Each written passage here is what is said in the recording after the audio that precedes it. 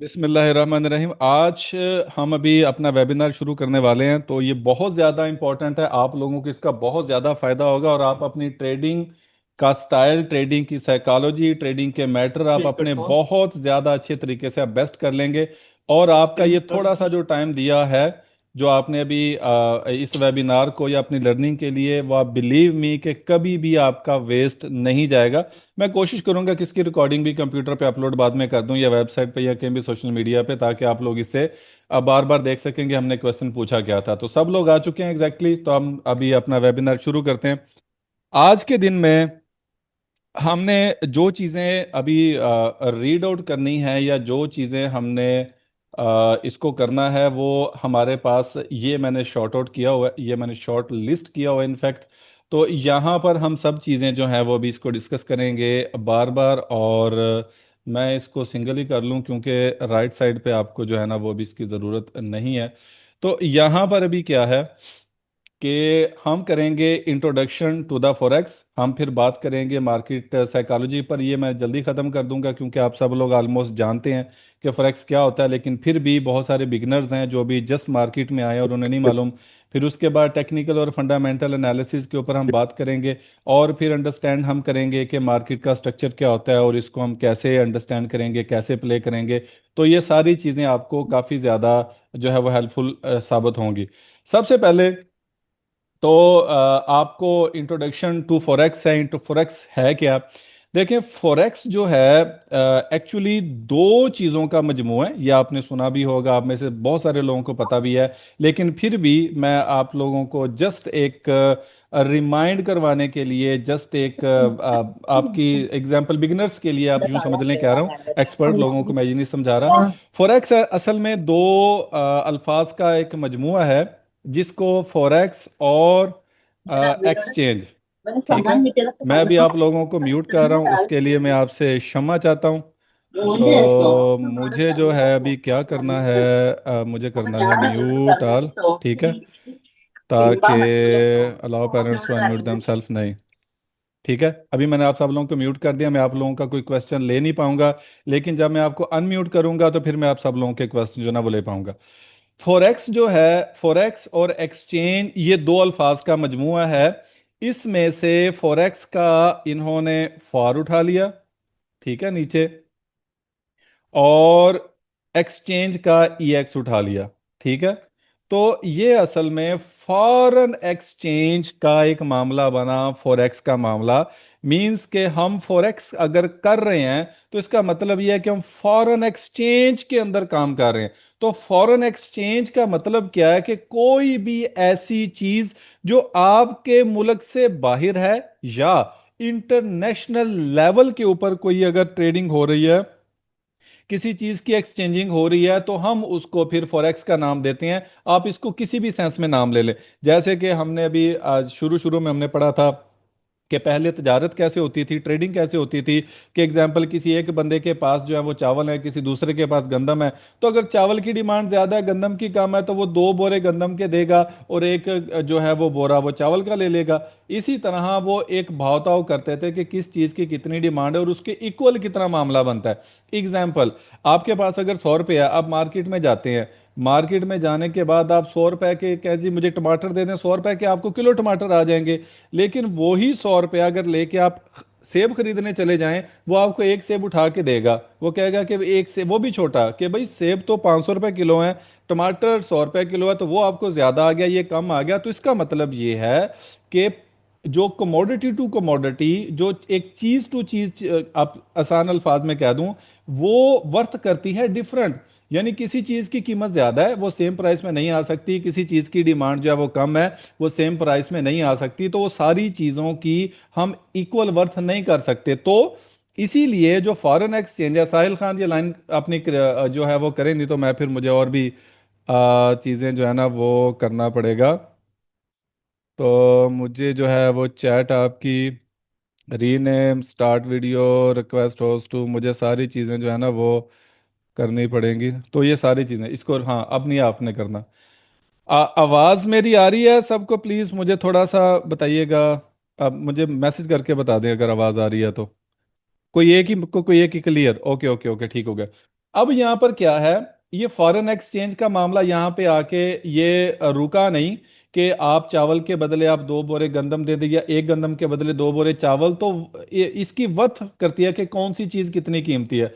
तो यहां पर आकर फॉरेन एक्सचेंज हुआ कि क्योंकि आपने देखा है कि हम अगर किसी भी चीज की एक्सचेंज करेंगे इंटरनेशनल लेवल पे, ऑफ कोर्स हमें गंदम और चावल वाला फार्मूला अप्लाई करना पड़ेगा, यानी कुछ हम चीज देंगे उसके बदले कुछ लेंगे। अब जो चीज हम दे रहे हैं वो हम देखेंगे कि वो आया कितनी ज्यादा उसकी कीमत है, और जो चीज हम ले रहे हैं हम देखेंगे कि उसकी वर्थ कितनी है। एग्जाम्पल, हम अगर करेंसी टू करेंसी काम कर रहे हैं कि जी एग्जाम्पल हमें चाहिए, हमें यूएसडी चाहिए, यूनाइटेड स्टेट डॉलर। अब यूनाइटेड स्टेट डॉलर के बदले हमें चाहिए कि हम चूंकि पाकिस्तान जा रहे हैं तो हमें पीकेआर चाहिए। तो आप देखेंगे कि एक यूएसडी की कीमत जो है वो बराबर हो जाएगी किसके, ठीक है, एग्जाम्पल आज का रेट है 287, 287 पीकेआर। तो इसका मतलब क्या है कि पीकेआर की वर्थ कम है, यूएसडी की वर्थ ज्यादा है, तो हम अगर एक्सचेंज करेंगे तो वो हमें इस वैल्यू के ऊपर चेंज करना पड़ेगा। तो इसी तरह एग्जाम्पल, आप अगर गोल्ड के ऊपर ट्रेड कर रहे हैं, ठीक है, XAU यूएसडी एग्जाम्पल, जिसमें हम करते ही ट्रेड इसमें है, तो आप ये देखेंगे कि एग्जाम्पल, सॉरी मैं ये बता गया, तो ये वाली जो चीज आप कर रहे हैं ना, एक यूएसडी और पीकेआर, तो इसका मतलब ये है कि आप यूएसडी को एक्सचेंज कर रहे हैं पीकेआर के साथ, ठीक है, आप यूएसडी को एक्सचेंज कर रहे हैं पीकेआर के साथ। लाइक वाइज फॉरेक्स के अंदर जब आपको नजर आता है यूरो यूएसडी, तो इसका मतलब वो इस तरह आपको नजर आ रहा होता है यूएसडी पीकेआर। तो इसी तरह अगर मैं आपको कर दूं यूरो यूएसडी, तो इसका मतलब ये है कि यूरो की एक्सचेंजिंग हो रही है यूएसडी के साथ। तो हमेशा जब भी आप काम, जैसे एक्स ए यू यूएसडी, अब जो एक्स ए यू यूएसडी है, यहां पर एक्स ए यू का अपना इंडेक्स है, यूएसडी का अपना इंडेक्स है, इसकी अपनी पावर है, इसकी अपनी पावर है। तो दोनों जो वैल्यूज होती हैं वो अपनी अपनी ताकत को, अपनी अपनी पावर को वो यूज कर रही होती हैं। तो जिसकी जितनी वर्थ होती है वो फिर हमेशा अपनी उसी डायरेक्शन में ये वो चलता है। तो इसी तरह हाँ ही आपको देखेंगे कि आपको हर चीज एक पेयर में मिलेगी, यहाँ पे फॉरेक्स में आपको हर चीज एक्सचेंजिंग में मिलेगी। आई होप सो कि आपको ये फॉरेन एक्सचेंज का काम, फॉरेन एक्सचेंज होती क्या है, ये काम कैसे कर रही होती है, इनके अंदर एक्सचेंजिंग कैसे जो है वो हो रही होती है, हम इसको अपने ट्रेडिंग के अंदर हम किस सेंस में यूज कर रहे होते हैं, वो सारी चीजें इसके अंदर जो है वो क्लियर हो गई। दूसरी बात ये है, एक और इंपॉर्टेंट बात जो आप में से बहुत कम लोग जो हैं वो जानते हैं, वो ये है कि यहां पर क्या है, मान लीजिए अपना आपका ये वाला ग्राफ कैसे काम करता है, मैं आपका अभी के लिए आपको समझाने के लिए यूरो यूएसडी का मैं कोई भी एक चार्ट निकालता हूं। ठीक है, अब आप यहां पर देखें, यूरो यूएसडी का ये जो चार्ट है, ये वाली राइट साइड पे जो आपको एक प्राइस जो है वो नजर आ रही है, ये देखें, यहां पर आपको नजर आएगा, कितने गया, यहां पर आपको ये नजर आएगा 1.13998। ठीक है, इसका मतलब क्या है, इसका मतलब यह है कि देखें, हमेशा जब भी आप चार्ट देखेंगे, उसके जो शुरू में, एग्जाम्पल शुरू में इसके है यूरो, दूसरे नंबर पे है यूएसडी। अब जब भी आप फॉरेन एक्सचेंज के अंदर या फ्रेक्स के अंदर देखेंगे, आपको जब भी ये पेयर मिलेगा, हमेशा याद रखें कि वो पहली पेयर की एक्सचेंजिंग दूसरी पेयर के साथ शो कर रहा होगा अपनी वर्थ, यानी एक यूरो कितने यूएसडी के बराबर है, वो राइट साइड पे उसकी current value, current exchanging rate दिखा रहा होगा। ठीक है, लाइक वाइज अभी आप यहां पर देखें, मान लीजिए कि ये वाला एक प्राइस है, अब ये 1.1460, ये क्या शो कर रहा है, ये शो कर रहा है कि एक यूरो की कीमत 1.1460 डॉलर के बराबर है। ठीक है, अब यहां पर जो सिचुएशन अभी करंटली जो मार्केट अभी चल रही है, वो आप देखें कि प्राइस है 1.1385, 1.1385 का मतलब ये है कि 1 यूरो की जो कीमत है वो 1.1385 डॉलर के बराबर है। तो हमेशा आप जो भी पेयर देखेंगे वो हमेशा इसी तरह ही आपको वो काम करते हुए नजर आएंगे। अब यहां तक अगर आप में से किसी बंदे का कोई क्वेश्चन है तो वो मुझसे पूछें। तो मैं जो हूँ वो आपको मैं आंसर करता हूँ, आप लोग अनम्यूट करके जो है वो अपना वो कर सकते हैं। कोई भी क्वेश्चन यहाँ तक किसी का कोई क्वेश्चन है तो मुझसे पूछें। किसी का नहीं है?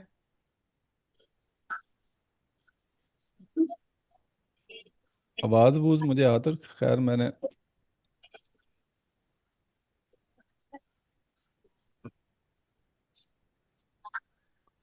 चलें, ठीक है, नहीं है किसी का क्वेश्चन, आगे चलते हैं। अब हम बात करते हैं यहाँ पर यहाँ पर अब हम चलते हैं मार्केट साइकोलॉजी के ऊपर। ठीक है। यहाँ पर जो यहाँ पर जो चीज़ है, बस अभी अभी अभी चला गया, अभी आगे। ठीक है। अभी मैंने सब म्यूट कर दिया। अभी यहाँ पर सबसे जो मेन पॉइंट है वो है आपका मार्केट साइकोलॉजी के ऊपर। याद रखें कि जो मार्केट साइकोलॉजी है वो आपकी बहुत ही ज़्यादा स्ट्रॉन्गेस्ट पॉइंट है जो कि आपको अभी सीखना है मार्केट साइकोलॉजी के अंदर। यानी जब तक आप इस चीज़ के ऊपर आपका ग्रिप नहीं हो जाती, आप फॉरेक्स के अंदर कामयाब नहीं हो सकते। ये बात मैं आपको लिख के देने के लिए तैयार हूं। आप जितने बड़े मर्जी स्कैल्पर हूं, जितनी बड़ी मर्जी बातें हैं, आप यहां पर सक्सेसफुल नहीं हो सकते। सबसे पहले याद रखें, आपको फॉरेक्स ट्रेडिंग जब भी करनी है, आपको एक फ्रेश माइंडसेट के साथ करनी है। समझ आ रही है? फ्रेश माइंडसेट के साथ करनी है। ये देखें, साइकोलॉजी इतनी ज्यादा इंपॉर्टेंट है कि अगर आपने इसको सेट ना किया, आगे आने वाला जितना भी आपका ट्रेडिंग का फेज है वो यकीन करें कि आप उसको बर्बाद करने वाले हैं। आप कभी भी उसमें से प्रॉफिटेबल नहीं हो सकते, जो मर्जी हो जाए। फ्रेश माइंड सेट होना आपका बिल्कुल जरूरी है। आपके जहन में किसी किस्म की कोई भी स्ट्रेस नहीं होनी चाहिए, कोई भी स्ट्रेस नहीं होनी चाहिए। मान लीजिए कि आपको किसी घर की तरफ से बेगम से डांट पड़ गई, माइंड डिस्टर्ब हो गया, ट्रेडिंग के पास ना जाओ। आपको किसी से लड़ाई हो गई, आप फ्रेश माइंड सेट नहीं है, आप ना जाओ। आपको लगता है कि आप आज ट्रेडिंग के अंदर पहले आपके लॉस कर चुके हैं, आज भी आप उसी फियर के साथ हैं, आपको ट्रेडिंग के अंदर बिल्कुल भी नहीं आना है। सबसे बेहतरीन तरीका आपका उस माइंडसेट को कंट्रोल करने का है कि भाई जाने दो, यानी कहते हैं खली वली नहीं चाहिए। ठीक है, खली वली दा डे। सॉरी मैंने खली वली यूज कर लिया, लेकिन आपको पता है मेरी तबीयत का कि हम मैं थोड़ी आ, शरारती सी तबीयत है मेरी, तो खैर आप समझ गए हैं कि आप दिन को जाने दें, आप उसको वेस्ट कर दें, आपको कोई काम भी नहीं करना। आपको उस दिन आपको ये अच्छे तरीके से याद हो, आपको अच्छे तरीके से याद हो, जो लोग मेरे साथ स्ट्रीमिंग पे रहते हैं, मेरा अगर 3 से 4 दफा ट्रेडिंग का सेटअप फेल हो जाए, मैं स्ट्रीमिंग बंद कर देता हूं। यार मतलब क्या क्या मैं लॉस रिकवर नहीं कर सकता? मैं बिल्कुल कर सकता हूं। मतलब लेकिन होगा क्या कि मेरा माइंड डिस्टर्ब हो गया। अब मैं रिवेंज ट्रेड करने के चक्कर में पड़ जाऊंगा, अब मैं अपना लॉस रिकवर करने के चक्कर में पड़ जाऊंगा। तो इससे क्या होगा कि जो भी लो प्रोबेबिलिटी सेटअप्स होते हैं मैं उनको अवेल करूंगा, और उनको अवेल करने का नतीजा क्या होगा कि पॉसिबल है कि लो प्रोबेबिलिटी मेरी फेवर में ना आ जाए, वो एसएल पे एसएल एसएल पे एसएल दे, और एक हाई प्रोबेबिलिटी सेटअप जो कि शायद कि मैं देख रहा हूं, मैं फिर वो ट्रेड लेते हुए मैं डरूंगा। तो अगर मेरा माइंड ही डिस्टर्ब हो गया तो इसका मतलब ये है कि मैं उसको फिर आप अपनी ट्रेडिंग को प्रॉफिटेबल नहीं बना सकता। तो आपको अगर आप फ्रेश माइंड के साथ नहीं है, अगर आप स्ट्रेस्ड माइंड है, आपके दिमाग में परेशानियां चल रही हैं, फिर आपने ट्रेडिंग के पास नहीं जाना। वो दिन आप सुकून करें गुजार दें। लॉस करने से बेहतर है कि आप अपना लॉस, आप अपनी ट्रेडिंग में जाए ना, आप अपना कैपिटल सेव कर लें। याद रखें कि अपना कैपिटल बचा लेना भी प्रॉफिट के जिम्रे में ही आता है। ये बात समझ आ गई होगी आपको अच्छे तरीके से। दूसरी बात यह है कि आपने मेरे भाई प्लान के बगैर, प्लान के बगैर आपने मार्केट के अंदर नहीं घुसना।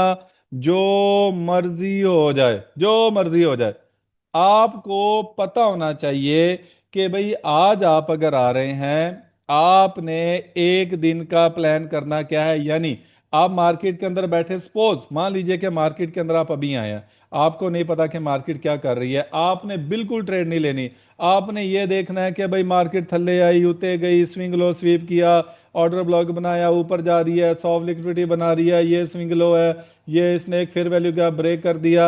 अब मार्केट यहाँ पे लाजमी तौर पे जाएगी, तो यहाँ पे जाके इसने ये टच किया, यहाँ से स्वीप देती है, तो फिर मैं सेल देखूंगा, सेल देखूंगा तो कहाँ तक देखूंगा, इसको ब्रेक किया तो मेरा नेक्स्ट टारगेट क्या है, इसको भी ब्रेक किया तो लास्ट लाइन ऑफ डिफेंस क्या है, फिर यहाँ पे पहुंचेगी तो मैं क्या करूंगा। तो ये चीजें आपकी हर तरह से आपकी क्लियर होनी चाहिए कि आपने आज का दिन करना क्या है। याद रखें कि जब भी आप एक प्लान के बगैर आएंगे ना, कि हाँ भाई कि जिधर जाएगी देखी जाएगी, अब मार्केट ऊपर जा रही है, अब मेरे पास कुछ भी नहीं है जेहन में कि यार मैंने करना क्या है, तो मैं क्या करूंगा, बाय कर लूंगा। हो ऊपर जा रही है, चल बाय कर लिया, एक सुरख कैंडल बनी, इसका मतलब यह है कि क्योंकि प्राइस बहुत ऊपर चली गई है इसलिए ये नीचे आएगी। तो लामहला तौर पे मेरे जेहन में एक रेड कैंडल बनी नहीं और मैंने कहना कि मार्केट जाना वो नीचे की तरफ आ रही है, तो मैं सेल कर दूंगा। तो इसका नतीजा क्या होगा कि सेल जैसी मैं करूंगा, हो सकता है कि मार्केट फिर ऊपर चली जाए। समझ आ रही है? तो फिर मेरे जहन में ये माइंड सेट रहेगा कि क्योंकि मार्केट इतनी ज्यादा सॉफ्ट मूव दे चुकी है, इतनी ऊपर चली गई है, तो मैं भी इसने नीचे आना ही आना है। तो फिर मैं हर रेड कैंडल के अंदर, हर रेड कैंडल के अंदर मैं उसको सेल करने की कोशिश करूंगा।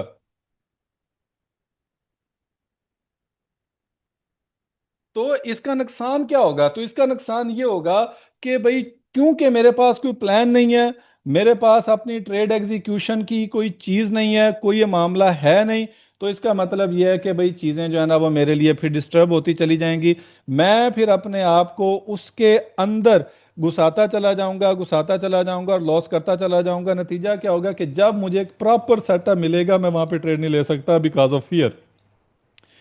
तो आपको एक प्लान के साथ ट्रेडिंग में आना है, एक प्लान के साथ अपने दिन का आगाज करना है कि भाई मैंने आज का दिन करना क्या है। अदरवाइज आपको प्लान के बगैर मार्केट के अंदर नहीं बैठना। ये आपको खा पी जाएगी, ये आपको हमेशा नुकसान देगी, ये बात मेरी आप याद रखें। होप सो कि आपको ये पॉइंट भी अंडरस्टैंड हो गया होगा। इसके बाद जो सबसे इंपॉर्टेंट बात यही है कि जब आप प्लान कर लें समझ आ रही? यानी सबसे ज्यादा मामला जो है ना वो ये है कि जब आप प्लान अपनी कर लें कि भाई मार्केट जो है, एग्जाम्पल मुझे नजर आ रहा है कि मार्केट हर सूरत इस पे जाएगी ही जाएगी, ये लाजमी तौर पे मार्केट ने करना है। तो इसका मतलब ये है कि 90 से लेकर 98 तक मेरे पास श्योर शर्टी पिप्स हैं कि मार्केट यहां तक जाएगी। तो यहां पर अगर मैं अपना प्लान कर लेता हूं बाय का, तो इसका मतलब यह है कि मैंने यहां तक फिर बाय ही करना है, मैंने सेल नहीं देखनी।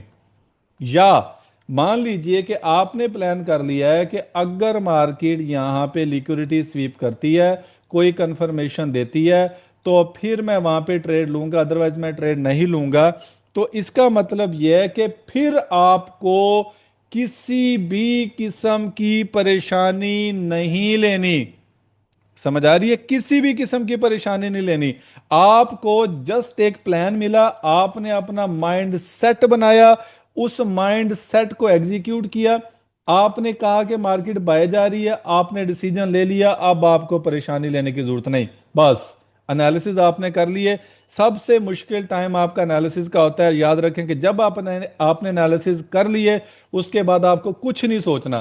ट्रेड ले ली, ले यहां तक आपने एनालिसिस कर लिया, यहां तक जाएगी, आपको भाई बायर रहना है। एक फैसला हो गया, अब इसके ऊपर आपको पैनिक नहीं होना। बस उसके बाद जब आपने यहां पे मान लीजिए कि कोई आपने यहां पे ट्रेड एक्टिव कर ली, यहाँ पे किसी ना किसी लोअर टाइम फ्रेम पे लेके कोई 1:2 के साथ आपने यहां तक, अगर मान लीजिए कि आपने अगर कोई ट्रेड प्लान कर ली यहां से लेके यहां तक, तब मार्केट जब आपकी ट्रेड को ट्रिगर कर दे तो किसी भी किस्म का आपने डरना नहीं ना। आपका अगर लॉस हो रहा है तो आपने अपने सांसों को बिल्कुल ठंडा रखना है कि यार ये लॉस हो रहा है पता नहीं क्या होगा, नहीं। आपको प्रॉफिट हो रहा है, आपने फिर भी अपने इमोशंस को कंट्रोल में रखना है कि इट्स ओके। आपको जब तक आपका टारगेट हिट नहीं ना हो जाता, आपको वो चीजें मैनेज करनी है, ट्रेड लेने से पहले भी और ट्रेड लेने के बाद भी। ट्रेड लेने से पहले जैसा कि मैंने बोला कि बहुत ज्यादा स्ट्रांगली डिसीजन है, बहुत ज्यादा आपका ये मामला स्ट्रांग होना चाहिए कि आपको करना क्या है जब आप एक फैसला ले लें। और फैसला लेने के बाद आपने बिल्कुल नहीं घबराना, इट्स ओके, फिर जो होगा देखा जाएगा। आपको अपना, या तो फिर आपको अपना स्टॉप लेके मार्केट से बाहर आ जाना है, या फिर आपको अपना टारगेट टीपी लेके जो है वो जो है वो फिर आपको एग्जीक्यूट करना है। अगर ऐसा लग गया तो हम दोबारा तैयारी करेंगे, अगर टीपी लग गया तो खुशियां मनाएंगे। तो ये दो काम मार्केट में होते हैं। अगर ये वाले काम आपके परफेक्ट हो गए तो इसका मतलब ये है कि फिर चीजें आपके लिए काफी ज्यादा हेल्पफुल हो जाएंगी। आप अपना आधा नुकसान बचा लेंगे। यहां तक चीजें। इसके बाद वो बहुत अच्छा, एक और बहुत ज्यादा इंपॉर्टेंट बात, मुझसे किसी ने क्वेश्चन किया था बीच में से कि यार मैं एक ट्रेड ले लेता हूं तो प्रॉफिट होल्ड नहीं होता, लॉस होल्ड नहीं होता, इस तरह की चीजें। तो देखें ये सारी चीजें जो हैं आपको समझना जरूरी है कि जैसा कि अभी मैंने आपको बोला कि अगर आपने मान लीजिए कि यहां पे मैंने एक बाय लिया है, मान लीजिए कि यहां पे मैंने बाय ले लिया, अब उसका स्टॉप लॉस मेरा ये है और टीपी ये वाला मान लीजिए कि 1:2 मैंने आप लोगों को समझाने के लिए कि यहां तक मैंने अब अपना ना बाय की ट्रेड एग्जीक्यूट कर ली, फॉर एग्जाम्पल समझ लीजिए। अब देखें यहां पर वो पहली बातें ही आपको अपने जेहन में रखनी है कि अगर तो आपने ट्रेड को प्लान कर लिया कि मेरा स्टॉप लॉस ये है, मेरा टारगेट ये है, मैं यहां तक ट्रेड को होल्ड करूंगा, तो सवाल ही पैदा नहीं होता। अगर आप पहली बातों को फॉलो करेंगे तो ये चीज आपको भी डिस्टर्ब करे। देखें मार्केट में स्टॉप लॉस का मतलब यही होता है कि अगर मार्केट यहां तक गई तो इसका मतलब यह है कि फिर आगे कुछ भी हो सकता है। मार्केट ने इस लेवल को ब्रेक कर दिया तो फिर हो सकता है और नीचे चली जाए, तब आप क्या करेंगे? ठीक है। और अगर मार्केट ऊपर की तरफ जा रही है तो हमें अपना टारगेट लेना है। तो अगर मान लीजिए कि मार्केट जो है वो यहां पे पहुंच गई, तो हम यहां पे हमने ट्रेड क्लोज कर दी, तो अब मुझे बताएं कि आपको रेगरेट कितना होगा? क्यों हो यार मैंने तो यहां पे ट्रेड क्लोज कर दी, ये तो पूरा टीपीट कर गया। तो फिर आप अपना माथा करेंगे ना कि यार ये क्या हो गया। और मान लीजिए कि मार्केट यहां से नीचे लॉस की सिमत में आ रही है, आपका स्टॉप ने हिट किया, लेकिन आपको अंदाजा हो गया कि आपका जो स्टॉप लॉस है वो मोर देन 50-60% गिर गया है और आगे सिर्फ थोड़ा सा बाकी है हिट होने में। तो चलो जो बचता है वो बचा लूं, आप यहां पे क्लोज कर देंगे। देन सडनली मार्केट क्या करेगी कि यहां से ही वापस रिटर्न हो जाएगी और फिर आपका टीपीट कर देगी। तो आपके पास फिर स्वाय पछताने के, स्वाय माथा पीटने के, वो आपके पास कोई चारा किसी किस्म का भी नहीं रहेगा। सो जब भी आप जब भी आप एक ट्रेड लेते हैं बिल्कुल पैनिक होने की जरूरत नहीं होती। आप देखें स्टॉप के मामले में आपको कंप्रोमाइज नहीं करना होता। हाँ अलबत्ता कुछ चीजें ऐसी होती हैं, ये भी चले मैं आपको बता ही देता हूं कि जैसे मान लीजिए कि मार्केट ऊपर गई, प्रॉफिट में गई, प्रॉफिट में आके दोबारा हमारा ब्रेक इवन हिट कर दिया और फिर उसके बाद ऊपर की तरफ चलेगी। इसका हल क्या है? इसका हल जो है, एक ही हल है इसका, वो ये है कि देखें आमतौर पे जो मार्केट में ट्रेडर ट्रेड कर रहे होते हैं ना, जो अग्रेसिव किस्म के ट्रेडर होते हैं, वो क्या करते हैं कि वो अपना एक 1:1 की ट्रेड तो मिनिमम वो लगाते हैं ना कि 1:1 उन्होंने लेना है। तो उसके बाद वो मार्केट से निकल जाते हैं, उनकी लॉट बड़ी होती है, उनको फायदा इतना हो रहा होता है कि 1:1 लेके निकल जाते हैं, उनको फर्क ही नहीं पड़ता। तो जब भी आपको ब्रेक इवन करना है, आपको कम अज कम 1:1 से ब्रेक इवन करना है, उससे पहले नहीं, उससे पहले नहीं। ठीक है। और एक और भी आपको चले पते की बात मैं आपको बता दूं, मान लीजिए कि ये मैंने मार्केट स्ट्रक्चर में बताने वाला था लेकिन चूंकि वो क्वेश्चन उन्होंने पहले पूछ लिया। मान लीजिए कि मार्केट मूव कर रही है, मार्केट मूव करने के बाद दोबारा ही आपने ब्रेक इवन नहीं किया और मार्केट दोबारा अपना एक जो स्विंग हाई लगाया था उसको ब्रेक करके कैंडल क्लोज कर दे और एक कैंडल ऊपर रिटेन कर दे, फिर फौरन से पहले ब्रेक इवन कर दें, या अपना एसएल उठा के स्विंग लो के नीचे रख दें, या वो हाई प्रोबेबिलिटी होता है कि मार्केट उसको हिट नहीं करेगी, हाई प्रोबेबिलिटी होता है। ठीक है। अब ये देखें, मैं आपको छोटी सी मिसाल दूं। मान लीजिए कि आपने यहां से एक बाय लिया, मान लीजिए फर्ज करें कि आपने यहां से अग्रेसिवली एक बाय ले लिया, आपका ये एसएल था, और मान लीजिए कि आपका टीपी जो है वो ये वाला स्विंग हाई है। अब मैं क्या कर रहा हूं, अब मैं इसको थोड़ी देर के लिए मैं खत्म करता हूं। अब क्या है, मार्केट ऊपर की तरफ गई है, ऊपर की तरफ जाने के बाद ये देखें, ये एक स्विंग लो बनाया, मुझे एक स्विंग लो यहाँ पे नजर आ रहा है, आप लोगों को शायद नहीं, ये स्विंग लो है, मार्केट नीचे ब्रेक हुई है। इसके बाद ये देखिए एक कैंडल ऊपर क्लोज हो गई, एक रिटेन कर गई, ये दो कैंडल्स हुई है ना। अब मैं बड़ी आसानी के साथ यहां से फौरी ब्रेक इवन भी नहीं करूंगा, मैं इसके नीचे एसएल शिफ्ट कर दूंगा, क्योंकि मुझे ये पता है कि अगर ये ब्रेक हो गया ना तो ये ब्रेक इवन भी लग जाएगा। तो आप देखें कि जैसे ही ये देखें, फिर ये एक स्विंग लो बना, इस स्विंग लो के ऊपर जब मार्केट ने, सॉरी स्विंग लो बना, मार्केट ऊपर की, जैसे ही ये स्विंग हाई ब्रेक किया, एक कैंडल ऊपर रिटेन कर दी, आप अपना एसएल उठा के इसके नीचे रख दें, और देखें उसके बाद मार्केट ने कोई स्विंग लो नहीं दिया। अब यहां पर मार्केट ने एक और स्विंग लो बनाया, एक हाई बनाया, फिर मार्केट नीचे आई, एक स्विंग लो बना दिया। अब अगर मार्केट इसको ब्रेक करके एक कैंडल और रिटेन कर जाएगी, आप ऐसा लीडर शिफ्ट करते चले जाएं, और आप इस पूरी राइड को पकड़ सकते हैं। तो आपको पता है कि जब भी आपका एसएल हिट होगा ना, मार्केट का रिवर्सल शुरू हो जाएगा। ये बात खैर एक गोल्डन टिप के जिम्रे में है, होप्स हो कि ये आपको आपकी आने वाली ट्रेडिंग में काफी ज्यादा फायदा देगी। लेकिन ये चीजें आपकी लॉस को बचाने के लिए, ये चीजें आपके लॉस को प्रोटेक्ट करने के लिए काफी ज्यादा आपके लिए वो मतलब काम आती हैं। तो बाकी जो है किस टाइम फ्रेम के अंदर, एक ने क्वेश्चन पूछा कि ये किस टाइम फ्रेम के अंदर, देखें एक तो ये कि सेम टाइम फ्रेम, और अगर आपको और ज्यादा आपको हाई सिक्योरिटी चाहिए, तो जो टाइम फ्रेम में आप ट्रेड कर रहे हैं, जैसे कि मान लीजिए कि ये 1 आवर का टाइम फ्रेम है, तो 1 आवर के टाइम फ्रेम के अंदर 1 आवर से ऊपर वाला कौन सा, 4 आवर, तो आप 4 आवर के अंदर चले जाएं। तो इसका मतलब यह है कि जब तक 4 आवर का स्विंग लो कोई भी ब्रेक नहीं होगा, मार्केट में रिवर्सल नहीं आ सकता। ये बात मेरी आप हमेशा याद रखें, ठीक है। तो ये चीजें ट्रेडिंग साइकोलॉजी के अंदर जो है वो काम करेगी। बाकी जब मार्केट का स्ट्रक्चर जो है वो अभी हम पढ़ेंगे, तो उसके अंदर और भी काफी सारी चीजें मैं आपको बताऊंगा जो आपकी ट्रेडिंग के अंदर आपको जो है वो अ, जो है वो काम आएगी। अच्छा, इसके बाद मैंने आपको जैसा कि अभी बताया कि मान लीजिए कि आपने अगर कोई भी ट्रेड एग्जीक्यूट कर ली है, मान लीजिए कि आपने यहाँ से कोई बाय लिया है, या कोई भी मामला एक कर लिया था बाय लेने वाला, तो आपको कभी भी अपने जो डिसीजंस होते हैं उनको इसी तरह इमोशनली डैमेज आपने नहीं होने देना। आप अपने आप पे भरोसा रखें, अगर आपने एक ट्रेड ले ली है, 1:1 के बाद आप ब्रेक इवन करें, ठीक है, बल्कि 1:1 से आप अपना कुछ प्रॉफिट बुक भी कर लिया करें, उसके बाद आप ब्रेक इवन करें। तो अगर उस तरह ब्रेक इवन हिट भी होता है तो आपको फिर पता चल गया होगा कि अगर कहाँ कहाँ पे कौन कौन सा मामला, भी स्विंगलो वाला भी मामला मैंने बताया, तो वो चीज़ें भी आपकी चीज़ें जो हैं वो काफ़ी समझ में आ गई होंगी। उसके बाद अगर आप याद रखें कि अगर आप एक ट्रेड को इमोशंस के साथ कर रहे हैं, जैसा कि अभी पहले इन्होंने बात की कि यार थोड़ा सा ऊपर जाता है तो वो हमें लॉस हो जाता है और वो सारी चीज़ें, तो जब भी आप एक ट्रेड को इमोशंस के साथ करते हैं तो याद रखें वो कभी भी आपको प्रॉफिटेबल नहीं बनने देती। अगर आपने अगर आपने प्रॉफिटेबल होना है, तो मेरे भाई मुर्दा बन जाएं आप। ये मैं आपको एक, अगर किसी ने बोला कि गोल्डन टिप है, तो मेरे भाई ये बिल्कुल आपको गोल्डन टिप दे रहा हूं। अगर आप डेड मैन बन के रहेंगे ना, इमोशन लेस बन के रहेंगे, फिर ही आप इसके अंदर कामयाब हैं। अगर आप अपने इमोशंस इसके अंदर ले आए, तो मेरे भाई फिर फॉरेक्स आपके लिए नहीं है, वो आपको चीर फाड़ देगी।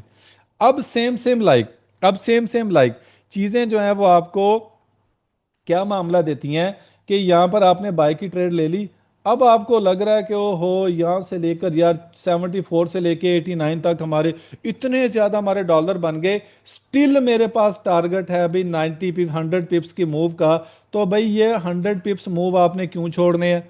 सिर्फ इसलिए कि आपको ये वाला प्रॉफिट नजर आ रहा है कि यार ये वाला बुक कर दूं, तो इसका मतलब क्या है कि आपने 1:2 वाली अपनी जो स्ट्रेटेजी थी वो छोड़ दी, 1:1 या 1:1.5 पे आपने गुजारा कर लिया। तो अब नेक्स्ट अगर 2-3 ट्रेड आपके एसएल भी हिट करेंगे तो फिर इसका मतलब आपका सारा खाता कू खाता चला जाएगा, और आप उतने उस अब मामला के साथ वो ट्रेड वो साइकोलॉजी के साथ वो नहीं कर पाएंगे जो कि आपको करनी चाहिए थी। आपकी वो ट्रेडिंग साइकोलॉजी ही डिस्टर्ब हो गई, आपकी इमोशंस आ गया कि यार ये प्रॉफिट बन गया, तो अब अगर ये ना हो कि ये भी चला जाए तो ये चीजें सारी की सारी आपको बड़ी डिस्टर्ब करेंगी। तो ऐसे मामलात भी आपने बिल्कुल भी नहीं करने। आपको इमोशन लेस होके ट्रेड करनी है, आपको इमोशंस के साथ जो है वो ट्रेड बिल्कुल भी नहीं करनी। दूसरा ये है कि आप जब भी अपनी ट्रेड करें, आपने अपनी मनी और रिस्क को मैनेज करके चलना है। और याद रखें कि जब भी आप अपनी मनी और रिस्क को मैनेज करके चलेंगे तो आप कभी भी फियरफुल नहीं होंगे, आप कभी भी डर आपके दिल में नहीं होगा। मान लीजिए कि मेरे पास अभी $5,000 का अकाउंट है, मान लीजिए मेरे पास $5,000 का अकाउंट है, लेकिन चूंकि मुझे सिर्फ $50 ही अपने रिस्क पे रखने हैं, तो यहाँ पे मेरा एग्जाम्पल मान लीजिए कि मेरा जो है वो स्टॉप लॉस बना है 50 पिप का, तो मैं क्या करूंगा, 0.10 की लॉट साइज में ले लूंगा, इट्स ओके फाइन। अब मुझे पता है कि भाई $5,000 का अकाउंट है, 0.01 की ट्रेड है, तो यहां पर मुझे कितना लॉस दे देगा? मुझे पता है कि मेरे सिर्फ $50 ही जाएंगे, तो अगर मेरे पास आया तो $500 आएगा, मेरे जाएंगे तो मेरे $50 जाएंगे। तो उस सेंस में आपकी इमोशन, यकीन करें, ऐसा काम करेगी कि आपकी सोच है, आप ये पूरी मूव कैप्चर करेंगे क्योंकि आपके दिल में डर नहीं होगा। चूंकि आपकी लॉट साइज ही छोटी है 0.10, ये बहुत इंपॉर्टेंट पॉइंट मैं बता रहा हूं, बहुत ज्यादा, इसको तवज्जो से सुने और बार बार सुने। चूंकि आपकी लॉट साइज छोटी है, इसीलिए ना तो आपको नुकसान का डर होगा, ना ही आपको प्रॉफिट की वो खुशी और प्रॉफिट का वो पैशन और प्रॉफिट का वो अग्रेशन होगा कि ले भी इतने बन गए। क्योंकि आपको पता है कि अभी 50 पिप चली है तो $50 ही मिलेंगे, तो आपके इमोशंस उसके अंदर इन्वॉल्व होंगे ही नहीं। आपको पता है आया तो यार 50 ही आएगा, गया तो 50 गया, तो इसका मतलब यह है कि बिल्कुल आप रिलैक्स माइंडसेट के साथ ट्रेड कर रहे हैं। अब यहां पर क्या हो, अब ये पूरे का पूरा 500 कैप्चर करने के, अब क्या हो, 5,000 के ऊपर आपने एक स्टैंडर्ड लॉट ले ली, जो कि लेते हैं लोग, 5,000 को छोड़ो 1,000 पे ले लेते हैं। अब जब भी 10 पिप मूव करेगी और आपका $100 यहाँ पे निकलता हुआ जब आपको नजर आएगा ना, तो आपकी आंखों के आगे अंधेरा आना शुरू हो जाना कि ये मैंने क्या कर दिया। तो वहां पर क्या आता है, जब आप इस तरह का मामला करते हैं तो आपके जेहन में फियर भी आता है, आपके अंदर इमोशंस भी आ जाते हैं, आपके अंदर जो है वो रिस्क का मामला बिल्कुल रहता ही नहीं, आप अपने अकाउंट को हाई रिस्क के ऊपर रख देते हैं। ठीक है, आप फिर सोचते हैं ब्रेक इवंस की, क्योंकि हाई लॉट साइज है। ठीक है, क्या है? हाई लॉट साइज है।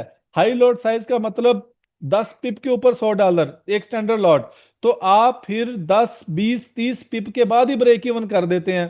तो होता क्या है कि इतना छोटा, जैसा कि आजकल गोल्ड की मूव चल रही है, 10 20 पिप तो आसानी से लेके फिर ब्रेक इवन हिट करेगा आपका, फिर उसी डायरेक्शन में चला जाएगा। तो क्या हुआ, ना 3 में ना 13 में, आप आपने फियर की वजह से, इमोशंस की वजह से, रिस्क जेन में रखते हुए आपने ब्रेक इवन कर दिया थोड़ा सा प्रॉफिट में।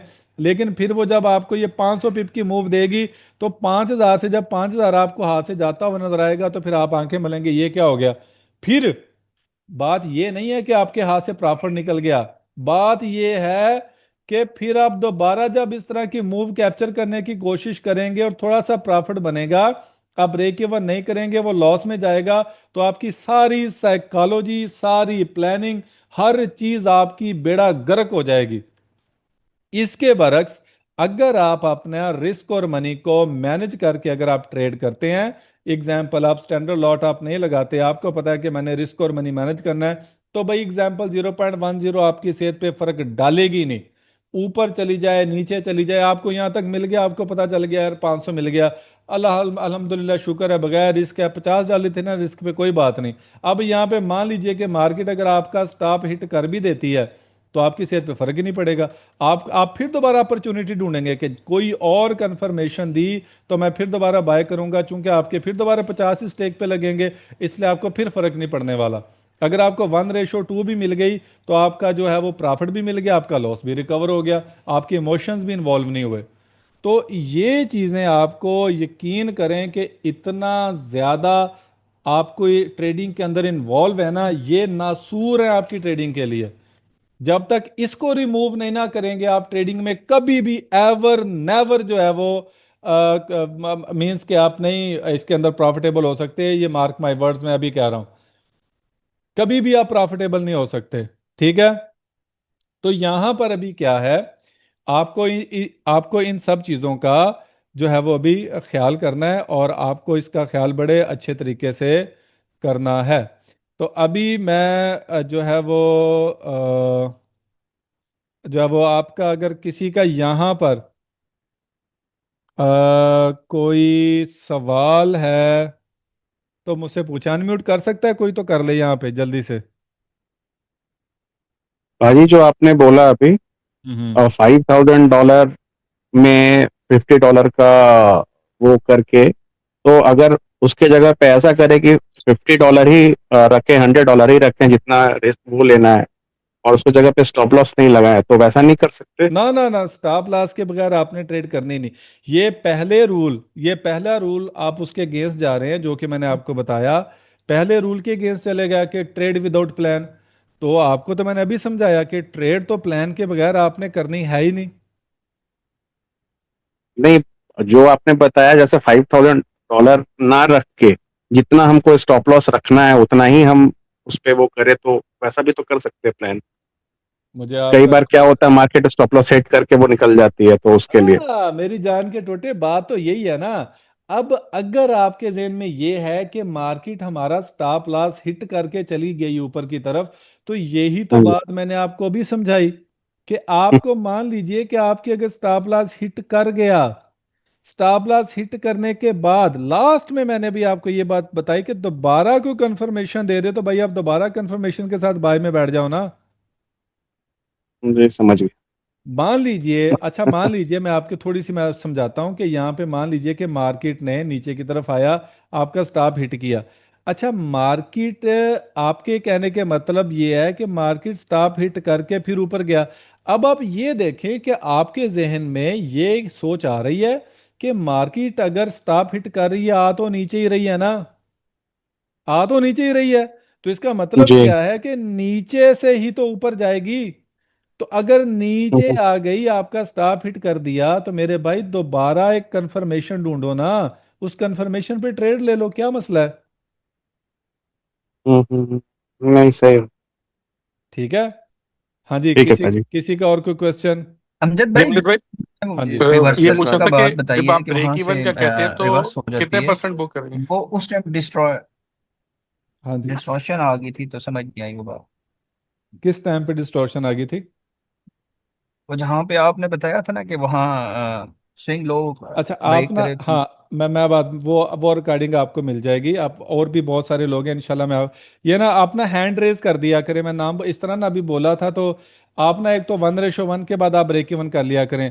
अब शफकत अली साहब आप बताइए आपने क्या पूछना है, शफकत अली साहब। जी अस्सलाम वालेकुम सर। वालेकुम सलाम। हैंड रेज कर दें अपना अपना, जिसको कोई क्वेश्चन पूछना है। अच्छा सर, वो आपकी बात सुनी है, बिल्कुल ठीक है कि जहाँ से कंफर्मेशन दोबारा हो, अगर नीचे आ रही है जाना तो ऊपर ही है। अगर कंफर्मेशन, असल में मसले कंफर्मेशन पे आता है ना कि वो किस तरह से करनी है। वो वो मैं आपको बताऊंगा, कंफर्मेशन करने के काफ़ी तरीके होते हैं, स्ट्रेटजी मैं आपको एक बताऊंगा। तो एक कंफर्मेशंस जो हैं वो देखें हमारा, ये दो टाइम फ्रेम होते हैं, एक होता है हमारा स्ट्रक्चरल टाइम फ्रेम, एक होता है एंट्री टाइम फ्रेम। तो जब स्ट्रक्चरल टाइम फ्रेम के अंदर आपको लिक्विडिटी लेवल्स ढूंढने होते हैं, कंफर्मेशन हमेशा आपको छोटे टाइम फ्रेम के अंदर करनी होती है। तो वो एक टॉप डाउन एनालिसिस की बेस पे मामले आते हैं, वो मैं कोशिश करूंगा कि मैं आपको जो है वो कल के बैच में भी समझाने की कोशिश करूं। फहद बशीर आपका कोई क्वेश्चन है तो पूछें। जी अमजद भाई, मैंने ये पूछना था कि जब हम 1:1 पे बुकिंग करते हैं तो बुकिंग हमने कितनी करनी, 50% करनी है या 80% करनी है? 50% याद रखें, 50%। और अगर आपके TP1 तक चला जाए, याद रखें कि जो TP1 है वो बहुत ज़्यादा इंपॉर्टेंट होता है। TP1 ही इंपॉर्टेंट होता है, वहाँ पे आप अपना 70% 80% क्लोज कर लिया करें, बाकी जाने दें जहाँ पे जाती है TP2 तक। और दूसरा अमजद भाई, ये जो अभी भाई जिक्र कर रहे थे कि स्टॉप लॉस अगर नॉर्मली हिट करके ऊपर जाती है और अगर हम स्टॉप लॉस ना लगाएं तो उसमें हम मतलब मैं तो हमेशा स्टॉप लॉस के साथ करता हूं, लेकिन जो अगर भाई ये सोच रहे हैं कि स्टॉप लॉस के बगैर ही करें, कि स्टॉप लॉस के बगैर ही, अगर आप 50 का स्टॉप लॉस इमेजिन करें, अगर वो आपका नीचे 150 तक का लॉस में चलेगी तो उल्टा आपकी साइकोलॉजी और ज्यादा डिस्टर्ब हो जाएगी। मैं आपको जरूरी एक तो नहीं है कि वो हाँ जरूरी तो नहीं कि वो स्टॉप लॉस को मैं आपको लेके बाद में समझाता दोबारा ऊपर जाए, मैं वो आपको ज्यादा ही नीचे समझाता चलेगी। मैं आपको समझाता हूँ। मान लीजिए मार्केट यहाँ पे है, ठीक है। आपने ये वाला लिक्विडिटी लेवल आपने स्वीप समझ लिया, एग्जांपल जैसा कि हमारा एक कंसेप्ट होता है। यहाँ पे आपको बड़ा अच्छा एक शूटिंग स्टार भी मिल गया, आपको पता है कि मार्केट जो है वो डाउन की तरफ जा रही है, तो सारी चीज़ें हैं। तो अब आप क्या करेंगे, अब आप यहाँ पे आपने सेल की ट्रेड जो है वो आपने सेल की ट्रेड आपने एग्जीक्यूट कर दी यहाँ पे, ठीक है। आपने एक में बोलिएगा ना, आप माइक अपने अपने म्यूट कर लें काइंडली प्लीज, आपका आवाज़ आ रही है। अच्छा, यहाँ पर क्या है, यहाँ पर आपने क्या किया कि यहाँ पे आपने सेल की ट्रेड ली यहाँ तक के लिए, लेकिन मार्केट ने क्या किया, ठीक है, लेकिन मार्केट ने क्या किया कि वो आगे जाना शुरू हो गई, फिर आगे गई। आपने कहा जी अच्छा ऊपर चली गई, आपने कहा यार थोड़ा सा और ऊपर कर देता हूँ, नो इट्स ओके। अच्छा, फिर और ऊपर चली गई, ओहो अब क्या करें, फिर क्या हुआ, ठीक है, ये मामला नीचे आया, उम्मीद पैदा हुई मार्केट नीचे जाएगी, फिर ऊपर चली गई, ठीक है।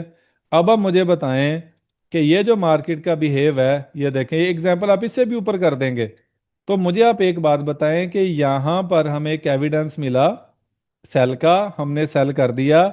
अगर हमारा अगर हम ओपन रखते तो ये देखें मार्केट कहाँ तक चली गई है, हमें पता तो नहीं है ना आएगी कि नहीं आएगी, लेकिन यहां पर मान लीजिए कि मार्केट ने हमें एक एविडेंस दिया, हमारा स्टॉप लॉस हिट हो गया। अब उसके बाद मार्केट ने हमें कोई एविडेंस ही नहीं दिया सेल का, तो मुझे एक बात बताएं कि क्या ये छोटा सा एसएल आपके लिए काबिल कबूल है, और जब मार्केट यहां पे जाके कोई ना कोई रिवर्सल देगी आप वहां से सेल कर लें। बात मेरी समझ आ रही है कि नहीं आ जी रही? अमजद भाई, मैं इसी चीज को एग्री करता हूँ। मैं यही बात कर रहा था कि वो जो भाई पहले कह रहे थे ना कि हमें स्टॉप लॉस को नहीं लगाना चाहिए, स्टॉप लॉस को लगाना चाहिए, छोटा स्टॉप लॉस एक्सेप्ट कर लो। उसकी बजाय जो ये मूव आपने दिखाई है, इस हाँ, मूव के अंदर अगर आपको बाय की कंफर्मेशन मिलती है तो वो आप वो नहीं स्टॉप नहीं लॉस नहीं, बाय पे मैं लिखा अभी हुआ नहीं, जाता है। हम अभी बाय सेल वो एक्सपर्ट लेवल्स की हम बात अभी कर ही नहीं रहे। ये जस्ट एक कंसेप्ट है कि अगर आपका एक सेटअप के ऊपर ट्रेड है ना, तो सेटअप के ऊपर ही एसएल होना चाहिए। और यहाँ पर शुरू में भी मुझसे किसी भाई ने बात की थी कि अगर हम उसका आपके जो है वो ट्रेड काफ़ी ज़्यादा अच्छे होते हैं तो एसएल के बगैर ही जाते हमारी डायरेक्शन में है। मान लीजिए कि ऐसा ही है, लेकिन अगर एक ट्रेड ही आपको बगैर एसएल के यहाँ तक अगर ले गई, अब जैसे सेल ने मान लीजिए कि यहाँ पे आपको सेल दे दिया, ठीक है, ये लिक्विडिटी स्वीप के ऊपर सेल दे दिया, ये स्टॉप इसके ऊपर दे दिया, तो वो एक ट्रेड ही देखें कितना ज्यादा आपका वो चीर फाड़ गई है, आपको बताएं मुझे। इसे कहते हैं 100 सुनार की एक लोहार की। 100% बिल्कुल ठीक है अमजद भाई, मैं आपके साथ एग्री। और जो मैंने ही आपसे जिक्र किया था कि थोड़ा सा एसएल एक्सटेंड कर ले। फॉर एग्जांपल, अभी जो आपका पीएनएल लगा है ना, अभी ये सेम जो आपने पीएनएल लगाया है, मैं हम्म। इसको थोड़ा सा जो पीएनएल को ना, ये जो पीछे रेड कैंडल नहीं आ रही जी जी। टाइम फ्रेम में, ये मेरे ख्याल है 30 पीप या 40 पीप बनेगा। मैं सिर्फ वो 30-40 पीप का क्वेश्चन देता हूँ। जो ये लास्ट रेड कैंडल नहीं आ रही बड़ी, वहां उसकी जो विक है, जी जी। जो ये थोड़ा सा ऊपर देखिए, जो लास्ट रेड, जो आपने लिक्विडिटी की लाइन भी मेंशन की हुई है जी। अच्छा, ये बस वाली, मैं, हाँ हाँ। हाँ हाँ इसकी नहीं, ठीक। ये जो इसके आपके लेफ्ट साइड पे जो रेड कैंडल नहीं आ रही, हाँ ये लेफ्ट वाली। साइड, हाँ नहीं नहीं अमजद भाई, इसके बिल्कुल पीछे जो ये वाली, ये हाँ लाइन हाँ। जिसके ऊपर आपने भी, मैं सिर्फ एसएल यहाँ तक रखता था कि जो लास्ट सबसे लास्ट लिक्विडिटी हाँ लेवल था ना, मतलब लास्ट लाइन ऑफ डिफेंस आप, ठीक है, अच्छा। Last line of defence. मैं ये नहीं कहता कि मतलब अंधों की तरह एसएल बहुत ज्यादा एक्सटेंड कर दो, नहीं, सिर्फ ये लास्ट लिक्विडिटी के लाइन ऑफ डिफेंस। आपका चले। स्टॉप लॉस जिस तरह आपने ये लगाया ना, आपका स्टॉप लॉस बहुत ज्यादा टाइट है। मैं सिर्फ ये इतना सा क्वेश्चन एक्स्ट्रा दे देता हूँ अच्छा कि जो अच्छा, ठीक लास्ट है, लाइन होती है ना, सिर्फ ये। ठीक हो गया, वो ओके ओके। मैंने ये कहा था कि जो आपकी ट्रेड होती है ना वो बहुत पॉजिटिव जाती हैं, चलो तो मैं ब्लाइंडली नहीं उसको एसएल को एक्सटेंड करता, सिर्फ जो लास्ट लाइन ऑफ डिफेंस होती है ना बस वहां तक रखता हूँ मैं चलें, एसएल। बहुत अच्छी बात है। ओके, हाँ जी स्पाइडी, आप बोलें, आपने हैंड रेज किया हुआ है, जल्दी क्वेश्चन कीजिए ताकि जी आगे अस्सलाम वाले वालेकुम टॉपिक भी कवर कर लें। सर। वालेकुम सर एक अस्सलाम। तो आपने वो उसका बताया था ट्रेलिंग एसएल का कि प्रीवियस लो के नीचे ले जाना है ब्रेक इवन से हम्म बचने के लिए। हम्म। उसके फौरन बाद आपने बताया था 4 आवर्स का कोई स्ट्रक्चर इस टाइप का आपने कुछ बताया था हाँ कि मार्केट का वो। वो तो लाइक वाइज जो होता है ना, जो हायर टाइम फ्रेम का स्ट्रक्चर होता है, मैं आपका क्वेश्चन समझ गया हूँ। मान लीजिए कि आपने 5 मिनट के अंदर कोई ट्रेड लिया और वो मूव कर गई है ऊपर की तरफ यहाँ से, ठीक है, यहाँ से ऊपर की तरफ मूव कर गई। अब 5 मिनट के अंदर जाहिर बात है जो भी अपना टाइम फ्रेम होता है ना, वो स्विंग लो बनाता भी है, कभी कभी उसको स्वीप भी करता है और ये सारी चीजें करता रहता है, राइट, नजर आ रहा है ना। अब जी अगर आपको इससे भी मजीद सिक्योरिटी चाहिए तो आप उससे एक टाइम फ्रेम ऊपर चले जाएं, यानी 5 मिनट से आप 15 मिनट में चले जाएं। तो देखें, आप 15 मिनट के अंदर आप जो भी स्विंग लो सेलेक्ट करेंगे वो प्रोटेक्टेड होगा। ये देखें, ये देखें, समझ आ रही है, वो प्रोटेक्टेड ठीक होगा है सर। जब तक के ब्रेक कैंडल ब्रेक होके एक कैंडल ऊपर रिटेन ना कर जाए। अब आप ये सोच रहे होंगे कि यार ये वाला स्विंग लो प्रोटेक्टेड क्यों नहीं है, ये वाला। अब देखें कि क्या मार्केट ने इसको ब्रेक करने के बाद क्या एक कैंडल ऊपर रिटेन की है? रिटेन नहीं की कैंडल। नहीं की ठीक है। ना। तो इसका मतलब ये स्विंग लो तो प्रोटेक्टेड है ही नहीं। प्रोटेक्टेड नहीं है। मैं स्विंग लो यहां पर प्रोटेक्ट करूंगा कि यहां पर मार्केट ने, ये यहां पर भी ये भी नहीं है। अब ये वाली कैंडल ने ब्रेकआउट है, इसके ऊपर जब कैंडल ने अपनी ब्रेक किया है, तब मैंने अपना तब जो हम है अपना स्टॉप लॉस एसएल जो इसके है नीचे ऊपर लेकर आया हूँ। ऊपर लेके जाएंगे। ठीक है। ठीक है, अच्छा और सर ये एक। देखें कि जी जी। अगर मैं इसको प्ले करूं, यहाँ पे मेरा स्टॉप है। अगर मैं इसको, अभी वो छोटा टाइम फ्रेम है ना, तो ये देखें यहाँ पर भी अब अभी भी अगर आप देखें, तो ये कैंडल ने ऊपर रिटेन नहीं किया हुआ। रिटेन नहीं किया अभी तक।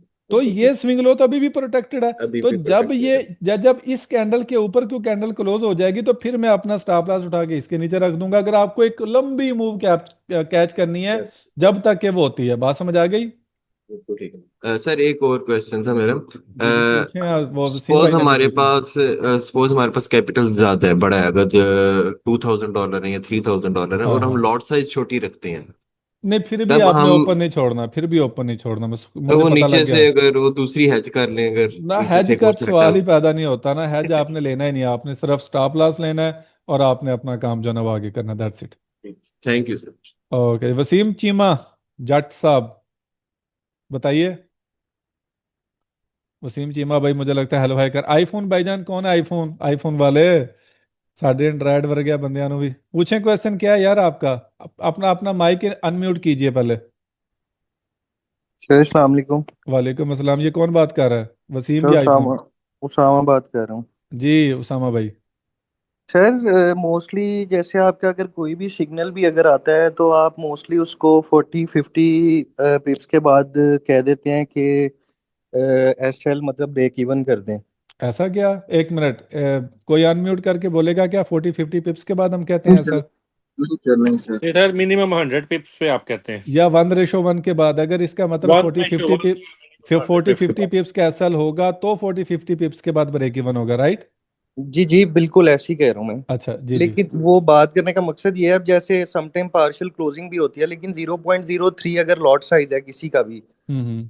तो उसमें पार्शियल क्लोजिंग भी बंदा क्या करे इतने पे आके। ठीक है, अगर उसको या ना तो एसएल या ना ना टीपी ना तक कर सकते हैं। ना नहीं, देखिए दो तीन बातें हैं। एक तो जी आपको अपना 1:1 के बाद आपको अपनी ट्रेड सिक्योर करनी है। दूसरा ये है कि आप अगर कह रहे हैं ना कि क्या ही करे, तो मेरे भाई जी आपका कैपिटल की कैपेसिटी ही उतनी है कि आप 0.03 करें। आप 0.01 क्लोज कर दें, कुछ पोर्शन तो आपका होगा ना सिक्योर।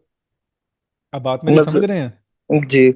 तो अगर फिर 0.02 से अगर आपकी ट्रेड जाती है आगे तो इट्स ओके फाइन, आप नहीं उसको। मतलब अगर बिल्कुल पार्शियल क्लोजिंग ना भी करें, इसको ब्रेक इवन कर दें, या तो टीपी या ब्रेक इवन, इस तरह पॉसिबल है।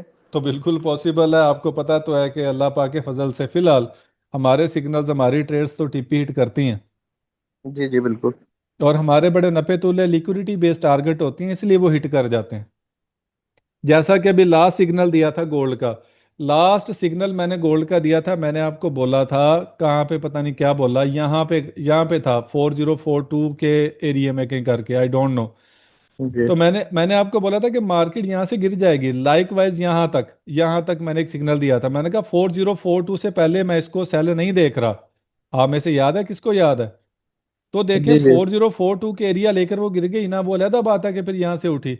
तो मैं यहाँ तक एक्सपेक्ट कर रहा था क्योंकि यहाँ पे लिक्विडिटी थी, ठीक है। और मैंने बोला था, और सिग्नल का अभी भी वो मेरे अल्फाज मुझे याद है, मैंने बोला था कि इससे ऊपर मैं एक्सपेक्ट नहीं कर रहा, आप अपना ज्यादा पोर्शन अब यहाँ पे क्लोज कर दें। याद है मेरे अल्फाज के नहीं? जी जी, ऐसे ही है। सो अच्छा जी, और कौन है जी? वसीम भाई, अब आप कीजिए प्लीज अनम्यूट अपना माइक। जी साजो सिंधु साहब कैसे हैं, ठीक हैं? वालेकुम अस्सलाम, बिल्कुल ठीक ठाक। अच्छा सिंधु साहब, मेरा क्वेश्चन थोड़ा डिफरेंट है इस जो आप सब बोल रहे हैं। बेसिकली मैं चाह रहा था कि अगर आप थोड़ा सा गाइड कर दें जो नए ट्रेडर्स आ रहे हैं पाकिस्तान में बाहर से, कि कोई अकाउंट कहाँ पे ओपन किया जाए, कहाँ पे आप सेफ हैं जहाँ पे बड़ा अकाउंट ओपन हो जाए। कुछ इस इंफॉर्मेशन के बताया कि अकाउंट कहाँ ओपन करना चाहिए, अगर आप थोड़ी सी गाइड कर दें, बहुत शुक्रिया। ओके, जहाँ अभी अकाउंट अगर ओपन करने की बात हो रही है तो फिर मैं ज़रा ना आपको, बल्कि ये तो बात मैं लास्ट पे करने वाला था, लेकिन अगर आप लोग करना चाह रहे हैं अकाउंट ओपन तो मैं आपको लिंक देता हूँ। चैट के अंदर ये लिंक है, तो ये भी मैंने पेस्ट कर दिया। आप लोग चाहें तो इसके ऊपर क्लिक करके आप अपना अकाउंट बना सकते हैं। ये डू प्राइम का अकाउंट है, तो इसके ऊपर किसी किस्म का अगर आप सब लोगों को कोई इशू है, कोई विड्रा का, कोई और मसला मसाइल, तो आपका भाई आपके पास बैठा है, तो मेरी जो है ना बात सुनते हैं ये सारे के सारे। यूं समझें कि जैसे जैसे आप जान के टोटे हैं, ये भी सारे जान के टोटे हैं। किसी किस्म का कोई मसला हो तो वो हल हो जाएगा। सर मुझे एक और क्वेश्चन करना था कि अगर हम पैसे ज़्यादा ऐड करते हैं तो टैक्सेशन तो नहीं पाकिस्तान में होती, जैसे अगर हम ना ना ना, पाकिस्तान। ना ये ब्रोकर बाहर के हैं, ना ये ब्रोकर बाहर के हैं। ठीक है, बहुत शुक्रिया, थैंक यू। हाफिज साहब जल्दी से क्वेश्चन कीजिए। अच्छा, बल्कि आप इस आ तरह जाइए नहीं, मेरा। बल्कि ये ना, माजरत हाफिज साहब, अब मैं ना मैं पढ़ा दूं, पहले अपना क्वेश्चन क्लियर कर दूं, क्योंकि मुझे लग रहा है कि हम ना अभी जो जनरल प्रॉब्लम्स हैं ना हम सब वो डिस्कस कर रहे हैं, लेकिन उससे पहले जो मैं आपको बताना चाह रहा हूँ ना वो ले लें, फिर इसके बाद क्वेश्चन आंसर कर लेते हैं। ठीक है, मुझे आपका जवाब चाहिए हाफिज साहब, if you don't mind please. Hafiz Mohammad Asif भाई, अपना माइक अनम्यूट कीजिए। ओके, ठीक है, thank you, sorry for interrupting, मैंने आपकी बात काटी। तो अभी मैं आपको पढ़ा दूं, सबसे पहले आपका क्वेश्चन लूंगा, फिर जिशान बाबर साहब का, और उसके बाद आगे।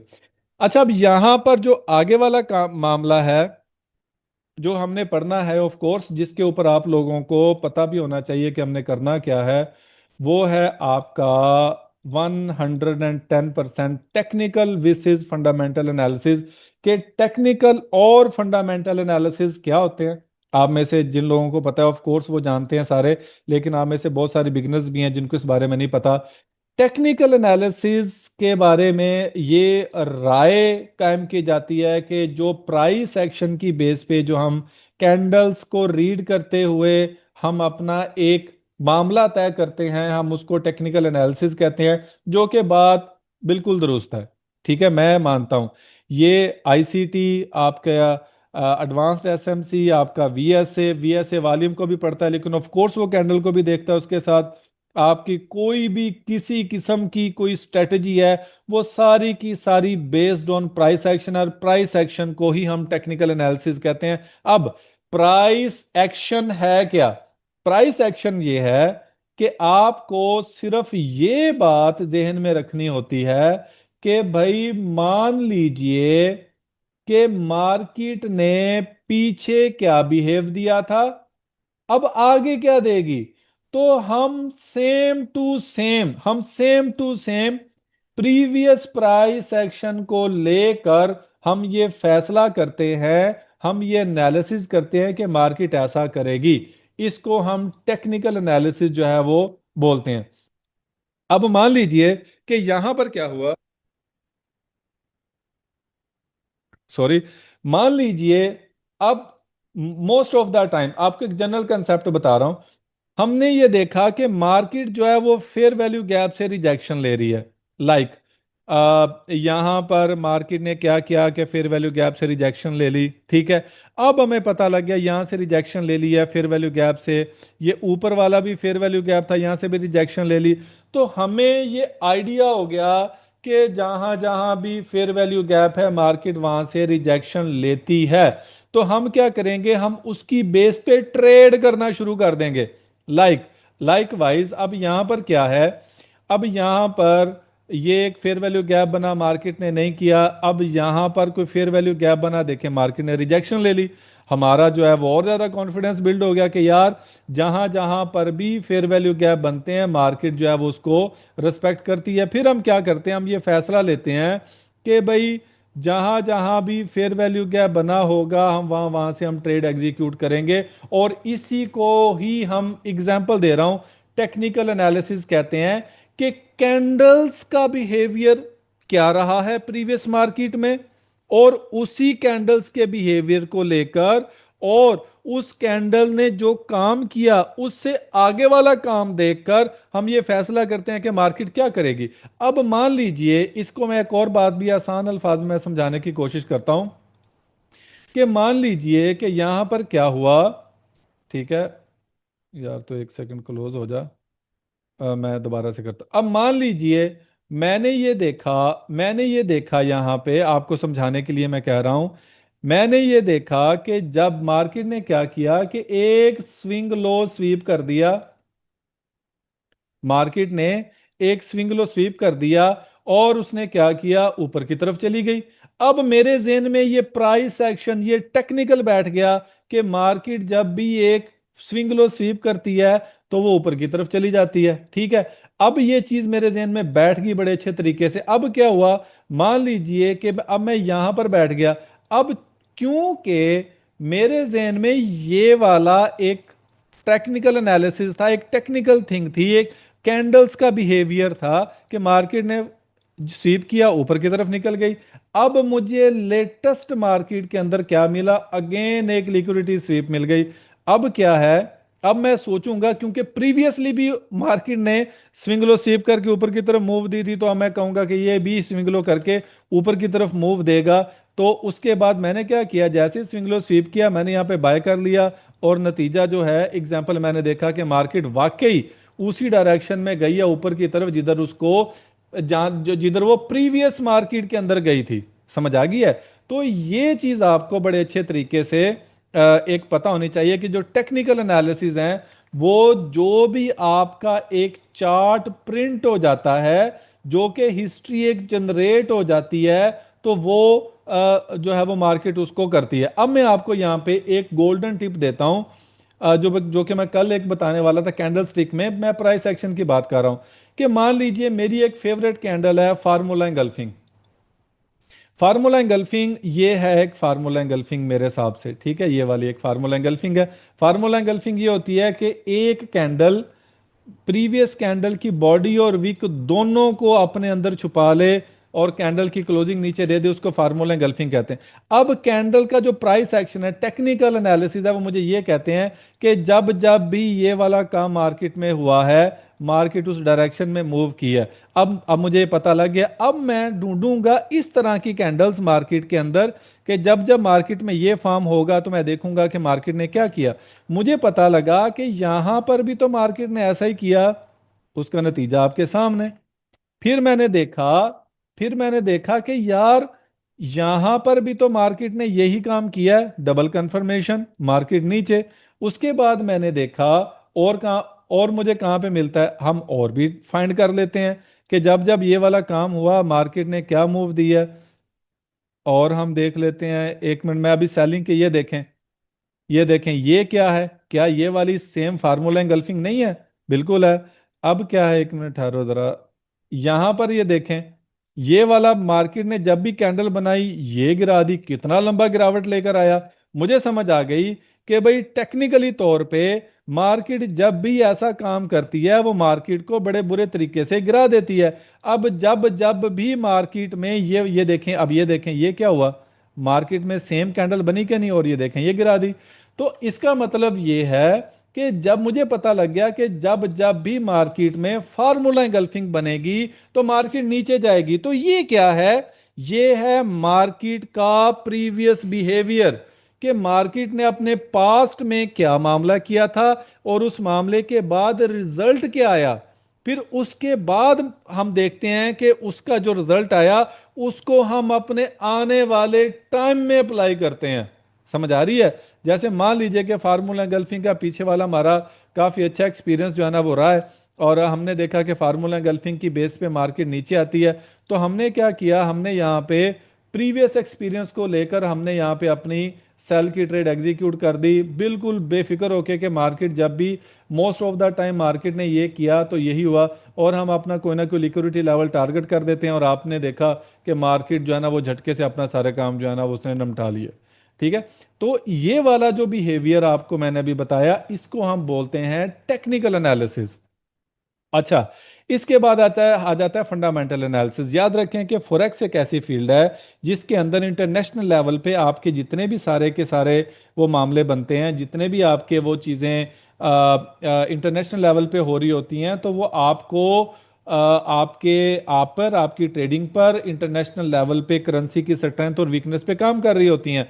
अब फंडामेंटल एनालिसिस ये है कि जैसा कि मान लीजिए कि अमेरिका ने ईरान पे हमला कर दिया। अब ये एक फंडामेंटल थिंक है। अब जब भी अमेरिका ने ईरान पे हमला किया तो उसके जो, चलो खैर वो तो एक अलहदा बात है, उन्होंने क्या कंसेप्ट था क्या नहीं था, लेकिन जो फॉरेक्स ट्रेडर हैं उनकी सेहत पे क्या फर्क पड़ा? तेल की बंदिश होगी, ईरान ने जवाबी हमले किए, तेल की सप्लाई जो है वो रुक गई, डिमांड बढ़ गई, तो आपने सब ने देखा कि पूरी दुनिया के अंदर तेल महंगा हो गया। तो ये क्या हुआ, अब ये जो इफेक्ट आ रहे हैं, ये जो कैंडल्स अभी भी चल रही होती हैं, समटाइम आपके होते हैं कि यार बड़े ज़बरदस्त एनालिसिस हैं, बहुत हमारे जो है मामले अच्छे चल रहे हैं, तो लेकिन पता नहीं अचानक मार्केट को क्या हो गया। तो जैसे कि एग्जांपल ये बड़ी बड़ी मूव्स आती हैं, तो तब यही हो रहा होता है कि फंडामेंटली तौर पे मार्केट जो है वो आपके टेक्निकल को फेल कर रही होती है। याद रखें कि जहां पर फंडामेंटल है वहां पर टेक्निकल नहीं है, वहां पर टेक्निकल वो फेल कर देती है। अभी जैसा कि अब ये मार्केट जा रही है ना ऊपर, बड़े मजे से रम के ऊपर जा रही है। अब अभी क्या किया, आज अमेरिका ने ईरान पे हमला कर दिया, और अमेरिका ने और ईरान ने अमेरिका के जितने भी इनके जो तनसीबात थी उनके ऊपर हमला करना शुरू किया। अब क्या है, क्योंकि जब भी वार होती है आपकी ट्रेड रुक जाती है, आपकी जो एक चैन, एक मनी का चैन, एक सप्लाई एंड डिमांड का चैन होता है, वो सारे का सारा वो डिस्टर्ब हो जाता है। तो अब क्या है, पॉसिबल है कि अगर इसमें शिद्दत आ गई तो आपको मार्केट ऊपर, अब टेक्निकल ये कह रहा है कि दुनिया की अभी कोई भी ताकत इस कैंडल को यहां तक आने से नहीं रोक सकती। ठीक है? लेकिन अगर यहां पे मामला बढ़ गया ईरान और अमेरिका का, पॉसिबल है ये गैप डाउन के अंदर ओपन हो जाए। समझ आ रही है? तो अगर ये गैप डाउन के साथ ओपन हो गई तो फिर आप क्या करेंगे यहां से, तो फिर आपके ये सारे के सारे मामले तो डिस्टर्ब हो गए। तो इन चीज़ों का आपने ख्याल करना होता है कि फंडामेंटली तौर पे मान लीजिए कि सम टाइम आपका कोई इंटरेस्ट रेट होता है यूएसडी का, कोई उनके डॉलर्स जॉब की ओपनिंग होती है, कोई एनएफपी की उनकी न्यूज़ आ गई, कोई आपका सीपीआई का डाटा आ गया, कोई पीपीआई का डाटा आ गया, कोई अनएम्प्लॉयमेंट क्लेम्स आ गई, कोई एफओएमसी की न्यूज़ आ गई। तो ये सारे के सारे जो होते हैं ये फंडामेंटली तौर पे इम्पैक्ट कर रहे होते हैं, और ये फिर टेक्निकल को चीर फाड़ देते हैं, ये फिर इसकी नहीं सुनते जब तक उस फंडामेंटल का इम्पैक्ट मार्केट से निकल ना जाए। तो इस चीज़ का आपको ख्याल करना होता है कि फंडामेंटल और टेक्निकल इन दोनों की अलहदा एक बात है। जब तक इंटरनेशनली, जब तक फंडामेंटल मार्केट को ना छेड़े, मार्केट 100% टेक्निकल चलती है, क्योंकि यहाँ पे रिटेलर्स और इंस्टीट्यूशन दोनों का पैसा लगा होता है, तो उनको पता होता है कि कहाँ तक जाके ख़रीदारी करनी है, और फिर कहाँ से जाके दोबारा हमने अपने लिए ख़रीद के और कहाँ पे जाके हमने बेचना है। तो ये सारी चीज़ें जो हैं ये बिजनेस आइडिया इंस्टीट्यूशन और रिटेलर दोनों को लेके चल रहा होता है। तो ये है एक टेक्निकल और फंडामेंटल की बात। होप्स हो कि आपको समझ आ गया होगा कि टेक्निकल क्या है असल में और ये कैसे काम करता है, और फंडामेंटल असल में क्या है और ये कैसे काम करता है। आज का जो हमारा लास्ट टॉपिक है वो ये है, जो कि इंपॉर्टेंट भी है, फिर उसके बाद आपके क्वेश्चन आंसर लेता हूं। अंडरस्टैंडिंग मार्केट स्ट्रक्चर, यानी आपको मार्केट का स्ट्रक्चर समझना होता है कि मार्केट का स्ट्रक्चर है क्या। देखें, मुख्तलफ जो मेथड्स हैं फॉरेक्स को समझने के लिए, वो आप अपने अपने तरीके से मार्केट के स्ट्रक्चर को डिफाइन करते हैं। यानी मान लीजिए कि प्राइस एक्शन कहता है वो ब्रेकआउट ट्रेड करता है। प्राइस एक्शन कहता है कि भाई मार्केट ने अगर ब्रेकआउट दे दिया, यानी मान लीजिए कि मार्केट जो है वो यहां से अगर ऊपर गई, इसने इसको ब्रेक कर दिया, तो इसने ऊपर की तरफ निकल जाना है। ये मार्केट का अपना एक स्ट्रक्चर वो अब कर रहा होता है। यानी मान लीजिए यहाँ पे इसकी हकीकत ये होती है कि ये लो ब्रेक कर दिया, अब मार्केट नीचे जाएगी तो ये देखेंगे स्ट्रक्चर इसका नीचे की तरफ जा रहा है। तो इसका मतलब क्या है कि मार्केट जब भी अपने किसी भी की लेवल को, किसी भी अपने हाई या लो को ब्रेक करती है, तो वो उसी सिमत में जाना शुरू कर देती है। या मान लीजिए कि मार्केट का एक स्ट्रक्चर काम कर रहा होता है किसी ना किसी सप्लाई एंड डिमांड की बेस पे, तो उसको पता है कि मार्केट का अगर स्ट्रक्चर ब्रेक हो गया है तो मार्केट लाजमी उसके सपोर्ट तक आएगी, फिर ऊपर की तरफ जाएगी। या मान लीजिए कि मार्केट में हम कोई ट्रेंड लाइन का यूज कर रहे हैं किसी भी अपनी ट्रेडिंग को परफेक्ट बनाने के लिए, तो हमें पता है कि यार अगर हम trend line, use of trend line करते हैं तो मे भी कि मार्केट जो है वो शायद अब यहाँ से रिवर्स हो जाए, क्योंकि हमें पता है कि मार्केट की जो ट्रेंड लाइन है वो यहाँ पे इसका जो स्ट्रक्चर बना रही है मार्केट, उसको यहाँ से हर सूरत जो है वो वापस जाना चाहिए। लाइकवाइज कुछ इस तरह का मामला, जस्ट आपको समझाने के लिए एक बात मैं कर रहा हूं। तो ये सारी चीजें मार्केट का स्ट्रक्चर डिफाइन कर रही होती हैं प्राइस एक्शन के हवाले से। इसी तरह जो एडवांस्ड एसएमसी है, एडवांस्ड एसएमसी हमेशा ऑर्डर ब्लॉक्स के ऊपर काम करता है, इंड्यूसमेंट के ऊपर काम करता है। तो वो अपना पूरे का पूरा एक मैप लेके चलता है। जैसा कि मान लीजिए ये अगर H4 का चार्ट है, तो मैं इसके अंदर अभी ये 8 कैप का चार्ट है, सॉरी। तो मान लीजिए कि मैं अभी चलता हूं आपको लेके एफएक्सीएम के अंदर। तो यहाँ पर 1 आवर का सारा चार्ट है। तो आपने देखा होगा, मैं आपको थोड़ा सा दिखा देता हूँ पीछे से जाके। तो ये सारे का सारा मेरा एक स्ट्रक्चर है जिसको मैंने मैप किया हुआ है कि मुझे पता है ये ब्रेक ऑफ स्ट्रक्चर हो गया, कैंडल ऊपर वैलिड हाई वैलिड लो, ये चोक हो गया, फिर ये ऑर्डर ब्लॉक्स हो गया, ये सारे के सारे। और मुझे पता है कि मैंने अपनी ट्रेड कहाँ से प्लान करनी है। ये देखें, आपको जितना भी मेरा पहले पहले मैं चूंकि काम करता ही ये एडवांस्ड एसएमसी की बेस पे था, तो आपको मेरी हर ट्रेड, ये 1 आवर का टाइम फ्रेम है, एक प्रॉपर स्ट्रक्चर बना हुआ नजर आएगा कि ब्रेकआउट हो गया और हमने करना क्या, कहाँ से एंट्री, कहाँ से सारी चीजें।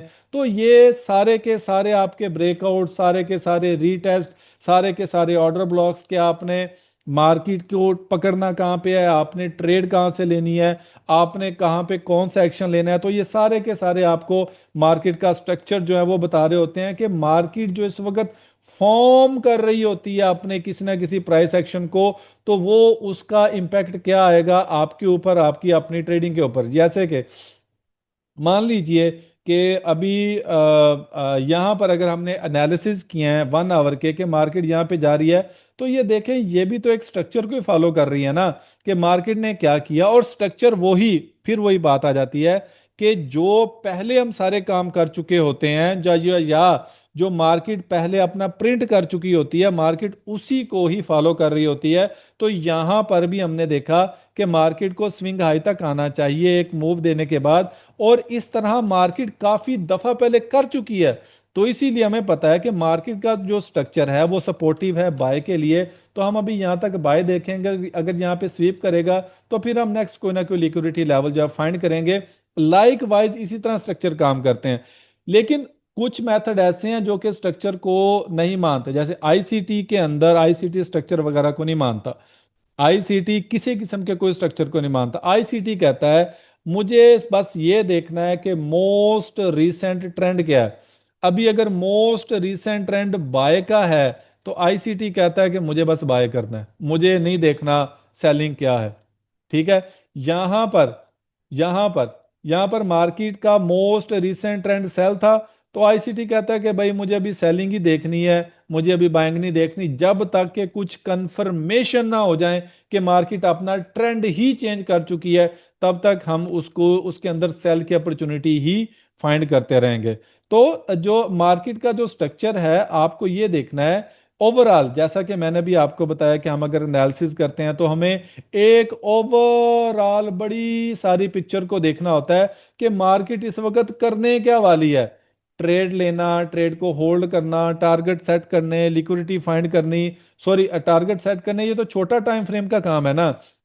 जो स्ट्रक्चरल टाइम फ्रेम है, यानी जो बड़ा टाइम फ्रेम है, हमें वो क्या पिक्चर दिखा रहा है, इसके लिए एग्जाम्पल हम बड़े टाइम फ्रेम को हमेशा फॉलो करते हैं। अब जैसा कि वीकली टाइम फ्रेम मुझे एक स्ट्रक्चरली तौर पे, चूंकि मैंने आपको अभी बोला कि मुझे देखना है कि मोस्ट रिसेंट मार्केट क्या काम कर रही है। अभी यहाँ पे अगर आप देखें तो मोस्ट रिसेंट मुझे नजर आ गया कि मार्केट का एक ये स्विंग लो है जो कि स्वीप कर दिया था मार्केट ने 2 हफ्ते पहले। मैं इसको बाय समझ रहा था, लेकिन मार्केट का स्ट्रक्चर क्या कह रहा था कि भाई यहाँ पे एक फेयर वैल्यू गैप भी और मार्केट वहां से रिजेक्शन उसने ले ली। ठीक है, अब मुझे यहाँ पे ये कंफर्म हो गया कि भाई मार्केट नीचे आएगी और नीचे आई भी। अब ये वाला वीकली स्ट्रक्चर, वीकली क्या कह रहा है कि भाई स्विंग लो भी स्वीप हो चुका, अब मैं इसको किसी सूरत भी सेल नहीं देख रहा ना, मैं नहीं देखूंगा। मुझे ये बाय करना है, और बाय के लिए मुझे ये देखना है कि मार्केट क्या इससे छोटे टाइम फ्रेम के अंदर को काम कर रही है। जब मैं इसके अंदर डेली को देखूंगा तो डेली मुझे ये सपोर्टिव है कि यहाँ पर फेयर वैल्यू गैप फिल हो चुका, अब मार्केट किसी सूरत भी नीचे नहीं आएगी। एक दूसरा टाइम फ्रेम मुझे कंफर्मेशन दे रहा है कि मार्केट विल गो बाय। अब मुझे 4 आवर के अंदर देखना है कि 4 आवर का स्ट्रक्चर मुझे क्या बाय में सपोर्टिव है। ठीक है, ये चार्ट खुल जाए। अब यहां पर ये 4 आवर का स्ट्रक्चर भी मुझे ये बता रहा है कि हाँ, मार्केट अपने 4 आवर के क्लासिक गैप से रिजेक्शन ले चुकी, अब इसका टारगेट नेक्स्ट लिक्विडिटी होना चाहिए, और फिर इसके अकॉर्डिंगली हम किसी ना किसी छोटे टाइम फ्रेम के अंदर जाएंगे और वहां से अपनी कोई ना कोई किसी ना किसी तरह की कंफर्मेशन जो है वो ढूंढ के हम ट्रेड करेंगे और उस ट्रेड को फिर एग्जीक्यूट करेंगे। तो ये सारी चीजें होती हैं कि आप मार्केट के स्ट्रक्चर्स को जब ऊपर से नीचे तक समझते हैं तो फिर आपके लिए ट्रेड करना जो है वो आसान हो जाता है। जो भी मार्केट प्रिंट कर रही होती है चीज आपके सामने, उसको अंडरस्टैंड करना जो है वो आसान हो जाता है। तो यहां तक अगर आपको कोई भी क्वेश्चंस हैं किसी भी किस्म के, तो आप मुझसे जो हैं वो आप करें। आज का जो हमारा जो वेबिनार था उसके अंदर हमने जो है वो 4 चीजें कवर की। मेरा इरादा ज्यादा चीजें कवर करने का था, लेकिन फिर भी मैंने कोशिश अपनी पूरी की है कि आपको जो है वो इंट्रोडक्शन दूं फॉरेक्स का क्या होता है। आपकी सबसे ज्यादा जरूरत आपकी मार्केट साइकोलॉजी की थी, वो मैंने कोशिश की है कि आपको वो बातें बता दूं जो कि आपकी ट्रेडिंग साइकोलॉजी को जो है वो स्ट्रॉन्ग करें। टेक्निकल और फंडामेंटल एनालिसिस क्या होते हैं ये मैंने आपको समझाने की अपनी तरफ से कोशिश की एक मुख्तसर टाइम के अंदर। और मैंने आपको ये बताया कि ये जो मार्केट के जो स्ट्रक्चर्स हैं ये कैसे फॉर्म होते हैं, इसके ऊपर कैसे काम किया जाता है, ऊपर से नीचे तक हम कैसे मार्केट को फॉलो करते हैं, और आगे हम अकॉर्डिंगली उसके ऊपर हम अपने डिसीजंस लेते हैं। जी यहाँ पे जैसा ये यहाँ एक पे अभी क्वेश्चन है आपके सॉरी। क्वेश्चंस हैं, मुझे मैं ना आप अपने सिर्फ हैंड रेज कीजिए, मेरी रिक्वेस्ट है आपसे, तो फिर मैं जो हूँ वो आपको मैं बताऊंगा। ये जो इंगल्फिंग वगैरह है ना सारा, ये कल के सेशन के अंदर मैं आपको बताऊंगा और इंपॉर्टेंट बताऊंगा। सबसे पहले हाफिज मोहम्मद हसीब साहब, आप क्वेश्चन कीजिए प्लीज। अस्सलाम वालेकुम। वालेकुम अच्छा सलाम। भाजी, मैंने ना ये बात करनी थी कि अगर हमारे पास $1000 का अकाउंट हो हम्म। तो हम उसको किस तरह मैनेज करें। अगर मिसाल के तौर पे हम पहली ट्रेड लेते हैं, उस पर हमारी 0.05 लोट होती है और उस पे हमारा अगर एसएल लग जाता है देखें, ये तो तो बिल्कुल एक ऐसा सवाल है जो कि मेरा ख्याल है कि जो हमने पहला लेक्चर लिया था उसको ही डिस्टर्ब कर देता है। आप अपनी अगर ट्रेडिंग साइकोलॉजी को देखें, आप अपनी जो $1000 के ऊपर जो आपके पिप्स का जो लॉस बनता है आप उसको कैलकुलेट करें। आप कभी भी 0.05 की ट्रेड नहीं लेंगे। अगर आप ठीक हजार नहीं। डॉलर आज के मेरा ऊपर जीरो अपना पॉइंट जीरो वन या 0.02 की ट्रेड भी ले लेंगे तो वो तब भी आपके लिए काफ़ी हेल्पफुल साबित होगी, आपके इमोशंस पे अफेक्ट नहीं होगा उसका। आज मेरा काफी कुछ मैंने सीखा है। मेरा डर खत्म हुआ है। मुझे ना तकरीबन 3 हफ्तों से मैंने डिपॉजिट करा था $350। हम्म। ट्रेड्स मैंने सारी करी हैं, लेकिन अभी तक मेरा वो अकाउंट ना लॉस में गया ना प्रॉफिट में गया है। अभी आपने मतलब जो रिसेंट ट्रेड्स दी थी ना, फ्राइडे वाले दिन भी सेल की और बाय की, मैंने वो दोनों लिए, लेकिन मुझसे ना होल्ड नहीं हो पाती। लॉस मैं पूरा पूरा बुक कर लेता हूँ, लेकिन जो प्रॉफिट होता है ना, जैसे ही मेरी 40 पिप 50 पिप मार्केट जाती है, मैं लेके निकल जाता हूँ, होल्ड नहीं कर पाता बस। चलें, कोई नहीं, इसी तक। होप्स हो कि आप आज के इस वेबिनार के बाद आप जो हैं वो काफ़ी अच्छा अपने आप को बेहतर फील करेंगे। हाँ जी, जी जी। अब दोबारा प्रमोद आप बताएं। प्रमोद, प्रमोद कोई हाँ सर क्वेश्चन? जी, आपने जो स्ट्रक्चर मैपिंग का जो बोला है ना, वो हम्म। मतलब कितने टाइम फ्रेम पे देखने का, एक 1 आवर 4 आवर्स में करने का कि कितने टाइम फ्रेम में करने का? किस मेथड पे, आप किस मेथड पे पूछना चाह रहे हैं, आईसीटी का, एडवांस्ड मार्केट, एसएमसी? हाँ, नहीं नहीं, एसएमसी के हाँ, एसएमसी बारे के देखें, हर टाइम फ्रेम का जो मैप है वो डिफरेंट होता है, उसकी अपनी वर्थ है। मैं आपको थोड़ा सा समझाऊं, जैसा कि मान लीजिए, ये देखें, आप जान के हैरान होंगे कि ये FXCM है। इसके अंदर मैंने ये देखें, ये H1 नजर आ रहा है, मैंने H1 की हाँ मैपिंग कर रखी है। अच्छा, इसके बाद आपको ये होगा Forexcom। इसके अंदर मैंने किधर गया, 15 मिनट की मैपिंग कर रखी थी शायद। ठीक है, ये वो मुझसे शायद कि वो ये देखिए आ गया, ये M15 की मैपिंग मैंने करके रखी है मैंने अपने, अब अपने के लिए। अब यहाँ पर अगर आप पेपर स्टोन को देखेंगे तो यहाँ मैंने H4 की मैपिंग कर रखी है। ठीक है, H4 अभी नहीं, ये ओके देखें H4 की। तो इसका मतलब क्या है, और इसी तरह मैंने जो 8 कैप है, इसके अंदर मैंने किसी और, मैंने डेली की मैपिंग कर रखी होगी। तो मतलब ओके हर टाइम फ्रेम की अपनी वर्थ है, और मतलब काम करते हैं वो। Okay okay sir. हाँ जी, अभी और किसी का कोई क्वेश्चन? हाँ में से किसी का कोई क्वेश्चन नहीं? ये तो यार बहुत अच्छी बात जी होगी। अमजद भाई, एक question. For example weekly time frame में आपने पहले भी कहा कि नीचे स्वीप हुई और उसके बाद फिर फेयर वैल्यू गैप को लेकर नीचे गिर गया, तो अभी भी तो यही काम हुआ है अगर आप वीकली में हाँ, वो देखें मैं तो देखूंगा। अच्छा, आपको कैसे लग रहा है? एक और बात भी आपको बता दूं जो आपको मैंने देना है। ये मैंने जो है ना वो लिंक अपना दे दिया हुआ है आप सब लोगों के लिए, ये चैट बॉक्स के अंदर ये मैंने अपना लिंक दे दिया हुआ है। सबसे पहले तो मैं आपको बता दूं कि आपको इस लिंक से अकाउंट बनाना है, और जो भी आज के सिर्फ आज के जो वेबिनार के जो बंदे हैं ना, इन बंदों को ये वाली फैसिलिटी होगी, इनके अकाउंट के अंदर $100 लॉस प्रोटेक्शन एक्टिव हो जाएगा। अभी आप अकाउंट बना लें, अकाउंट बनाने के बाद आपका $100 प्रोटेक्ट है। तो आप जब भी उसको यूज करेंगे, पहली ट्रेड, याद रखें, एक ही ट्रेड का आपको कंपनसेशन मिलेगा, और वो मैक्सिमम $100 तक जा सकता है। और आप इसको मेरे भाई, जैसा कि मैं बोल तो नहीं सकता, अभी रिकॉर्डिंग चल रही है, आप अपने हिसाब से इसको यूज कर सकते हैं जैसे आप करना चाहें। और जो लॉस होगा वो आपको ब्रोकर की तरफ से आपको दिया जाएगा, मैं आप लोगों को वो लेके दूंगा। समझ आ गई बात की? तो अकाउंट आप बनाएं, अकाउंट बनाने के बाद आपने मुझे लाजमी ये बताना है कि अमजद भाई, हमने वेबिनार वाले लिंक से आपके साथ हमने अकाउंट बनाया। ठीक है, हमने सर जी वेबिनार, एक चीज पूछ। सॉरी। हाँ हाँ, हेलो। सर जी पूछे। जिनका पहले से अकाउंट बना हुआ है हम लोग का उसमें। जिनका पहले से हेलो। अकाउंट बना हुआ है वो भी मुझे ना वेबिनार में जो मौजूद है ना, वो भी बता दें कि भाई हमारा पहले से अकाउंट बना हुआ है अमजद भाई। तो हम जो है ना वो ये वेबिनार वाले बंदे हैं। और व्हाट्सएप का नंबर आपको सबको पता है, ठीक है? 1 2 3 4 4, ये मैंने अपना व्हाट्सएप का नंबर भी आपको कर दिया है, तो आप व्हाट्सएप का नंबर भी मुझे व्हाट्सएप कर दें कि हमने पहले से बनाया, वहाँ वेबिनार में थे, तो हमें $100 प्रोटेक्शन वाली ऑफर लेके दें। ओके सर ओके मैं sir thank you. Actually Canada से हूँ, तो कनाडा में डू प्राइम अवेलेबल नहीं है, कोई सो और सैड, फिर आप ये ब्रोकर सजेस्ट कर सकते $100, हैं आप? यार आप यकीन करें, आप 83 पीपल है ना, तो 83 पीपल का मतलब ये है कि आप, आपसे हर बंदा पता आप में नहीं, से बस अब $100 लास्ट उसके क्वेश्चन पास है। तो आप कमाल का मामला कर सकते हैं आगे। सिंधु साहब ये बताइएगा कि विड्रॉल और डिपॉजिट कैसे कर सकते हैं इसके अंदर? आप इसके अंदर क्रिप्टो के जरिए डिपॉजिट कर सकते हैं, बैंक के जरिए कर सकते हैं, थर्ड पार्टी के जरिए कर सकते हैं। हाँ जी, किसी और का कोई काम, किसी और का कोई क्वेश्चन? जी यार सर मेरा आप, क्वेश्चन है। हाँ हाँ, पूछें पूछें स्पाइडी। सर एक तो मुझे ये बता दें कि जो भी मार्केट स्ट्रक्चर है या आईसीटी का जो भी उसका कॉन्सेप्ट है, ये मार्केट ओपन होने के बाद हमें कितनी देर तक एनालिसिस करना चाहिए और फिर ट्रेड एग्जीक्यूट करनी चाहिए? 1 मिनट, मैं आपको बता दूं, लिख दूं, create account with my link and get $100 real, real money की बात कर रहा हूं मैं, डेमो की बात नहीं कर रहा, बोनस की बात नहीं कर रहा। Real money protection loss. ठीक है, यहाँ पे,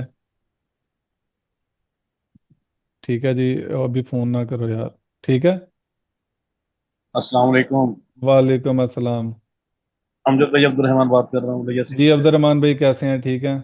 अल्हम्दुलिल्लाह बहुत नाइस इंफॉर्मेशन दी आपने। मेरे दो सवाल थे। जी पूछें। एक तो सर एक तो मेरा ये सवाल स्पोर्ट है, एक, सॉरी, एक sport and second sorry sorry. अब मैं करूँ या पहले वो कर लें?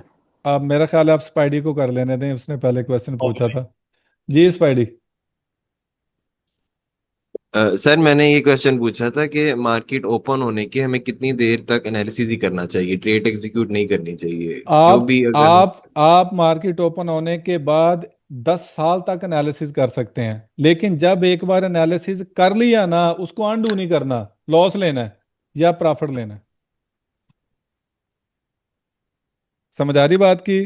सर मतलब अगर रात के हमारे यहाँ पे 3 बजे ओपन होती है ना मार्केट, तो स्टार्ट में ऐसा भी लग रहा होता है कि मार्केट अभी अगर अपसाइड जा रही है तो वहां से वो अपना स्ट्रक्चर चेंज करेगी या अपना ट्रेंड शिफ्ट करेगी। तो मतलब हम कितने घंटे तक, क्योंकि मेरे साथ अक्सर ऐसा हुआ है कि मैंने सुबह ओपन होते ही ट्रेड ली है और मतलब वो फिर नहीं नहीं, टोटली ऐसा लॉस नहीं में होता। चली आप ऐसे अन्य बार ट्रेड के अंदर ना जाया करें। आप मार्केट को ओपन होने दें। देखें, आपको पहले से ही मामला आपके साथ वो ऑलरेडी चल रहा होता है। बात आप मेरी समझ रहे हैं कि नहीं समझ रहे? यानी गई। आपके आपने यानी अब देखें ना, मैं आपको ये बता रहा हूँ, आप इस चीज़ को अंडरस्टैंड कीजिए। अब मुझे पहले से ही पता है मार्केट यहाँ तक जाएगी, 4100 तक जाएगी। अब मार्केट ओपन होती है तो मुझे पता है मैंने यहाँ से बाय कर लेनी है यहाँ तक, तो मुझे क्या मसला है? अब ऑलरेडी आपका जब एक प्लान सेट होगा तो आप उस पर फिर अच्छे तरीके से डिसीजंस लेंगे ना।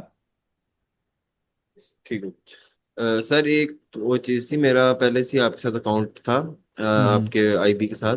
तो आपने वो एक लिंक दिया था रजिस्टर करने के लिए डू प्राइम पे, हाँ मेरे हाँ। ख्याल सर वेबिनार, वो लिंक ओपन नहीं हो रहा अभी, मैंने 2-3 दफा उसको आप ट्राई ना मुझे किया था। व्हाट्सएप के ऊपर सेंड कीजिए, जिनको अकाउंट बनाने में प्रॉब्लम है तो इंशाल्लाह वो कर लेंगे। यार, आप में से हर बंदा जो है वो $100 लॉस प्रोटेक्शन ले सकता है यार।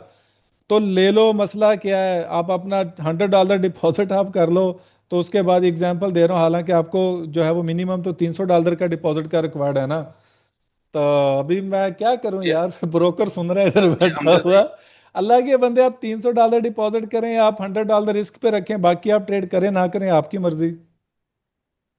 अमजद भाई, जिस तरह ये आईसीटी वाले कहते हैं कि वो एसएमसी को नहीं मानते, हाँ हाँ। मेरा ये मानना है कि ये जो एफईजी नहीं बनते तो नई स्पोर्ट्स एंड रजिस्ट्रेशन कहाँ से निकल के आती है? एफईजी पे यस आती है मार्केट रहमान भाई, ठहराव का। ये सपोर्ट और रेजिस्टेंस वाला मेरा टॉपिक कल का है। इसके ऊपर मैं हम कल वैसे, बात करेंगे। अच्छा, और डेली बेस कैसे हम सेट करते हैं? जिस तरह भाई ने बात की कि मार्केट ओपन हुई है, कि आज के हाँ, दिन मार्केट डाउन जाएगी या अप जाएगी, वो डेली बेस हम कैसे सेट तो करते हैं कि आज अगर बाय, डेली बेस तो एक दिन पहले ही सेट हो जाता है ना। डेली उसके बेस बारे तो में एक बताइए। देखें, डेली बेस तो एक दिन पहले सेट हो जाता है। अब ये वाली सपोर्ट और रेजिस्टेंस वाली बात ये मैं कल बताऊंगा अभी। अब आप ये देखें, डेली बेस की आपने बात की, डेली की कैंडल आ गई। अब डेली की कैंडल मुझे पता है, एग्जांपल मेरा ये एक लिक्विडिटी पॉइंट था, एक फेयर वैल्यू गैप, मैं यहां से सेल एक्सपेक्ट कर रहा था। मैंने ग्रुप के अंदर बोला भी था कि मैं सेल एक्सपेक्ट कर रहा हूं। मार्केट 90s के पास थी यहां पे करके, मैंने बोला कि ये लाजमी 4046 के एरिया में जाएगी। वहां से मैं कंफर्मेशन के साथ मैं ट्रेड लूंगा सेल की। अब मुझे कंफर्मेशन मिली नहीं, उसने उल्टा मेरा लिक्विडिटी लेवल ही उसने मेरा वॉइड कर दिया। अब क्या है? तो अब ये डेली बेसिस मुझे ये बता रहा है कि भाई मार्केट सेल नहीं है। अब मैं अगले दिन के लिए क्लियर हो गया कि मार्केट इज बाय। और इसका जो पहला स्टॉप भी आएगा इसके रास्ते में, वो 4095 का आएगा। तो जो कि वो एक झटके में ले लेगा फिर। ये है इसकी डेली बायस, कि आपको अगले दिन के लिए क्या करना होता है। और यहाँ पे ओवरलैपिंग पीडीआर है, और मैं 4122 के एरिए से मार्केट को मैं रिजेक्ट देख रहा हूँ। क्यों देख रहा हूँ? क्योंकि यहाँ पे स्विंग लो और fair value gap overlapping PDR है। तो यहाँ पर जो अगला दिन है, आप मंडे को देखिएगा कि मार्केट यहाँ से लेके यहाँ तक बड़ी आसानी के साथ चली जाएगी। रोक ही नहीं सकता मार्केट को, ये नहीं रोक सकता अगर अल्लाह ना चाहे। तो ये है डेली बेस, डेली बायस। समझ आ गई आपको? किसने किसने सवाल पूछा था नहीं, मुझसे? ये अभी अब्दुल रहमान, अभी ये ऊपर जो इसमें एफईबी जो पड़ा है ना, एफईजी जो मे, 30 के करीब करीब जब ये पूरा होगा। मेरे भाई देखें, बात ये है कि इत्तेफाक ऐसा आ रहा है कि ये वाला गैप निगेट हो गया ना, तो इससे आगे जो गैप है ना वहां पे ओवरलैपिंग पीडीआर है पड़ा है। तो इसी को तो मैं कह रहा हूं कि इस ओवरलैप की वजह से मैं एक्सपेक्ट कर रहा हूं कि मार्केट रिजेक्शन ले सकती है। ये इसका लास्ट लाइन ऑफ डिफेंस है ये वाला, बस। मैं इसके ऊपर, मुझे ये ऑर्डर ब्लॉक फारग है, मैं इसको समझ नहीं रहा, इसको कोई, इसकी कोई अहमियत नहीं। ये last line of defence overlapping PDR अगर डेली का फेल हो गया तो मार्केट मेरे भाई दंदनाती हुई जा रही है ऊपर। ये इसको फिर रुकने वाली है ही नहीं। ये है इसके डेली के एनालिसिस। अब्दुलरहमान भाई। मतलब कि जी जी मैं समझ रहा हूँ भाई। हाँ जी। मैं अमजद भाई एक सवाल था। जी जी पूछे। नमस्ते सर। और अकाउंट बना लिया आप लोगों ने कि नहीं बना लिया? और कल का जो है ना, ये तो आज आपको मैंने गर्म किया सर जी थोड़ा सा। मैं पहले से अकाउंट और अभी तो कल सपोर्ट और रेजिस्टेंस पे काम है, प्राइस एक्शन एनालिसिस पे काम है, कैंडलस्टिक पैटर्न है, और सुपर स्ट्रेटजी भी है मेरे भाई, कल फिर आपको दूंगा सुपर अमजद भाई स्ट्रेटजी। हाँ जी। हम जब कल 8 साढ़े 8 बजे के बाद रखिएगा, क्योंकि अभी बस मैंने भागते भागते सुना है कि उस वक्त कोई सब फ्री भी होंगे। 8 साढ़े 8 बजे के बाद ज्यादा बेहतर नहीं, रहेगा। मैं 7 बजे का टाइम है, ये तकरीबन 1 डेढ़ हफ्ता हो गया अनाउंस किया हुआ, तो इसको मैं लेट नहीं कर सकता। लेकिन मैं कोशिश करूंगा रिकॉर्डिंग प्रोवाइड कर दूं या किसी ना किसी तरीके से आप लोगों को अवेल कर दूं। अमजद भाई सर एक चीज करनी कैसे थी। है सर ये? एक ओंडा का चार्ट है और उसके साथ ये कॉमेक्स का फ्यूचर, गोल्ड का जो फ्यूचर चार्ट है, जो लास्ट कैंडल है ये डेली के टाइम फ्रेम में, ये कॉमेक्स का जो फ्यूचर चार्ट है उसमें मार्केट गैप डाउन ओपन हुई थी। यार ये जो ना, फेयर वैल्यू, सॉरी जो सॉरी फेयर, मैं ना आपकी बात को इंटरप्ट कर रहा हूँ। बात यह है कि मैं होंडा के चार्ट को मैं यूज़ ही नहीं करता, वो मैनिपुलेट बहुत करते हैं। अब ये देखें, ये जो है, ये 8 कैप की जो है वो एक एग्जांपल, ये कैंडल है, 8 कैप की कैंडल है, ठीक है। बहुत सारी चीज 8 कैप का मैं सिर्फ डेली के लिए यूज़ करता हूँ क्योंकि वो एक आध मिनट को फोकस नहीं करता। लेकिन ये क्या है, ये 5 मिनट की कैंडल है ना, आप देखिएगा ये कहाँ पे क्लोज है, इधर क्लोज है ना। अब जी सेम मैं पेपर स्टोन के अंदर जाता हूँ, मैं देखता हूँ कि ये कहाँ पे क्लोज है, ये कहाँ पे क्लोज है। क्या आप लोगों को फर्क नजर आ रहा है कि नहीं आ रहा? जी नजर आ रहा है। और इसकी कैंडल की फॉर्मेशन देखें, इसकी कैंडल की फॉर्मेशन देखें, और 8 कैप की जो है वो कैंडल की फॉर्मेशन देखें, कि आपको फर्क नजर आ रहा है कि नहीं आ रहा? 8 कैप हमेशा 1 मिनट लेट कैंडल क्लोज करता है, ये बात मैं आपको बताऊं। मैं एट ठीक कैप हो को गया। डी प्रमोट नहीं कर रहा, लेकिन आप लोगों को अवेयर कर रहा हूं। इसी तरह जो ओंडा है ये भी मस्ती करता है। तो अमजद भाई फिर ये फॉरेक्स का जो, सॉरी ये कॉमेक्स का जो फ्यूचर चार्ट है, मैं सिर्फ ये कहता कि इसमें मार्केट जो ये जो फेयर डेली का फेयर वैल्यू गैप है, इसमें फेयर वैल्यू गैप के कॉमेक्स में फ्यूचर में तो ये गैप डाउन से, यानी कि वो जो आप कहते हैं ना कि क्लासिक गैप डाउन से मार्केट ओपन हुई है, तो उसमें एफवीजी भी है और गैप डाउन भी है, तो यहाँ से रिजेक्शन ज्यादा स्ट्रांग नहीं है फिर? नहीं देखें, फिर वो चार्ट फिर आपको गलत बातें बता रहा है ना। आपको चार्ट जो है वो यूज करना चाहिए जो कि आपको मीन्स के सही बता रहा हो। GC1 जो गोल्ड का कॉमेक्स का GC1 है, वो अच्छा चार्ट नहीं है, हम कंसिडर करेंगे? देखें, मैं किसी भी चार्ट को मैं यहाँ पे प्रमोट या डी प्रमोट नहीं कर रहा, लेकिन मैं सिर्फ आपको वो बात बता रहा हूँ जो मैं यूज करता बीइंग हूँ। एज ए स्टूडेंट बस आपसे वो समझना चाह रहे कि आप ज्यादा कौन सा चार्ट देखते ताकि फिर हम भी उसी चार्ट को ज्यादा देखें। मैं देखे, आप इधर काफ़ी सारी हैं, FXCM है, पेपर स्टोन है, फोरेक्सकॉम है, वेंटेज है, FP मार्केट है, 8 कैप है। 8 कैप को आप छोटे टाइम फ्रेम के लिए यूज़ ना करें, ठीक है। बाकी आप टाइम फ्रेम यूज़ आप कर सकते हैं। ठीक हो गया भाई, thank you so much, thank हाँ जी। अब आ जाए कोई और सर जी। क्वेश्चन। हाँ जी। Oppo sir CPH। सर मैं शिव शंकर बोल रहा हूँ। जी कैसे हैं आप? ड्राइव कर रहे थे मुझे याद है। अली मैंने असगर, दो ये लाइनें रिमूव कर यार, अली असगर मुझे आपको रिमूव करना पड़ जाएगा, सॉरी। ये लाइनें रिमूव करने, अली असगर पाजी। अच्छा सर जी ये, मैंने 2 बार डिपॉजिट किया था। हाँ हाँ। मेरा अकाउंट में डॉलर क्रेडिट हुआ नहीं। चलें, आप इंडिया से बात कर रहे हैं ना अभी, आई थिंक। इंडिया से बात कर रहा हूँ। हाँ, तो ये वाले जो इंडिया के प्रॉब्लम है, मैं आपको इंडिया का को रेफर कर दूंगा, लेकिन आप काइंडली जो है ना, ये इस तरह के जो पर्सनल क्वेश्चंस आ जाते हैं ना, डिपॉजिट वाले मसले मसाइल, ये मुझसे पर्सनल व्हाट्सएप पे रब्ता कर लें, सबका टाइम वेस्ट ना हो। कोई जनरल क्वेश्चन किसी का है तो मुझसे पूछें। यूट्यूब पे कितने बजे लाइव आ रहे हैं आजकल? सर $100 का मैं बात कर रहा हूँ। हम्म। जो बोल हाँ रहा हाँ। है वो कल डिपॉजिट करेगा तो होगा सर। हम लोग को भी सौ होगा। डॉलर नहीं, आपको $300 डिपॉजिट करना है, लेकिन $100 का लॉस आपको प्रोटेक्ट है। एक ट्रेड अच्छा। आपने लेनी है, याद रखें, पहली ट्रेड पे अगर आपको $10 लॉस है ना, तो 10 का कंपनसेट मिलेगा, आपको 100 का नहीं मिलेगा। आपने एक ट्रेड में आपने $100 रिस्क पे रख के आपने ट्रेड ले लेनी है बस। समझ आ रही बात की कि नहीं आ रही? और उसी स्ट्रेटजी पे लेनी है जो मैं आपको कल बताऊंगा। ओके ओके सर जी। नहीं होता लॉस आपका। सर अगर थैंक यू उसमें फॉर एग्जांपल $8-10 प्रॉफिट हो गया तो वो खत्म हो जाएगा उधर ही सब। हाँ, बस एक ही ट्रेड आपकी चलनी है, तो इसलिए कह रहा हूँ बड़ी लॉट यूज करनी है आपने, और 100 सर वो स्टेक पे रखना है बस। सात 200 भी ना चला जाए उसमें। तो 200 आप जाने ही ना दो, आप रखो ही 100 का लॉस बस, कैलकुलेट कर लो ना। चलें, सही हो गया।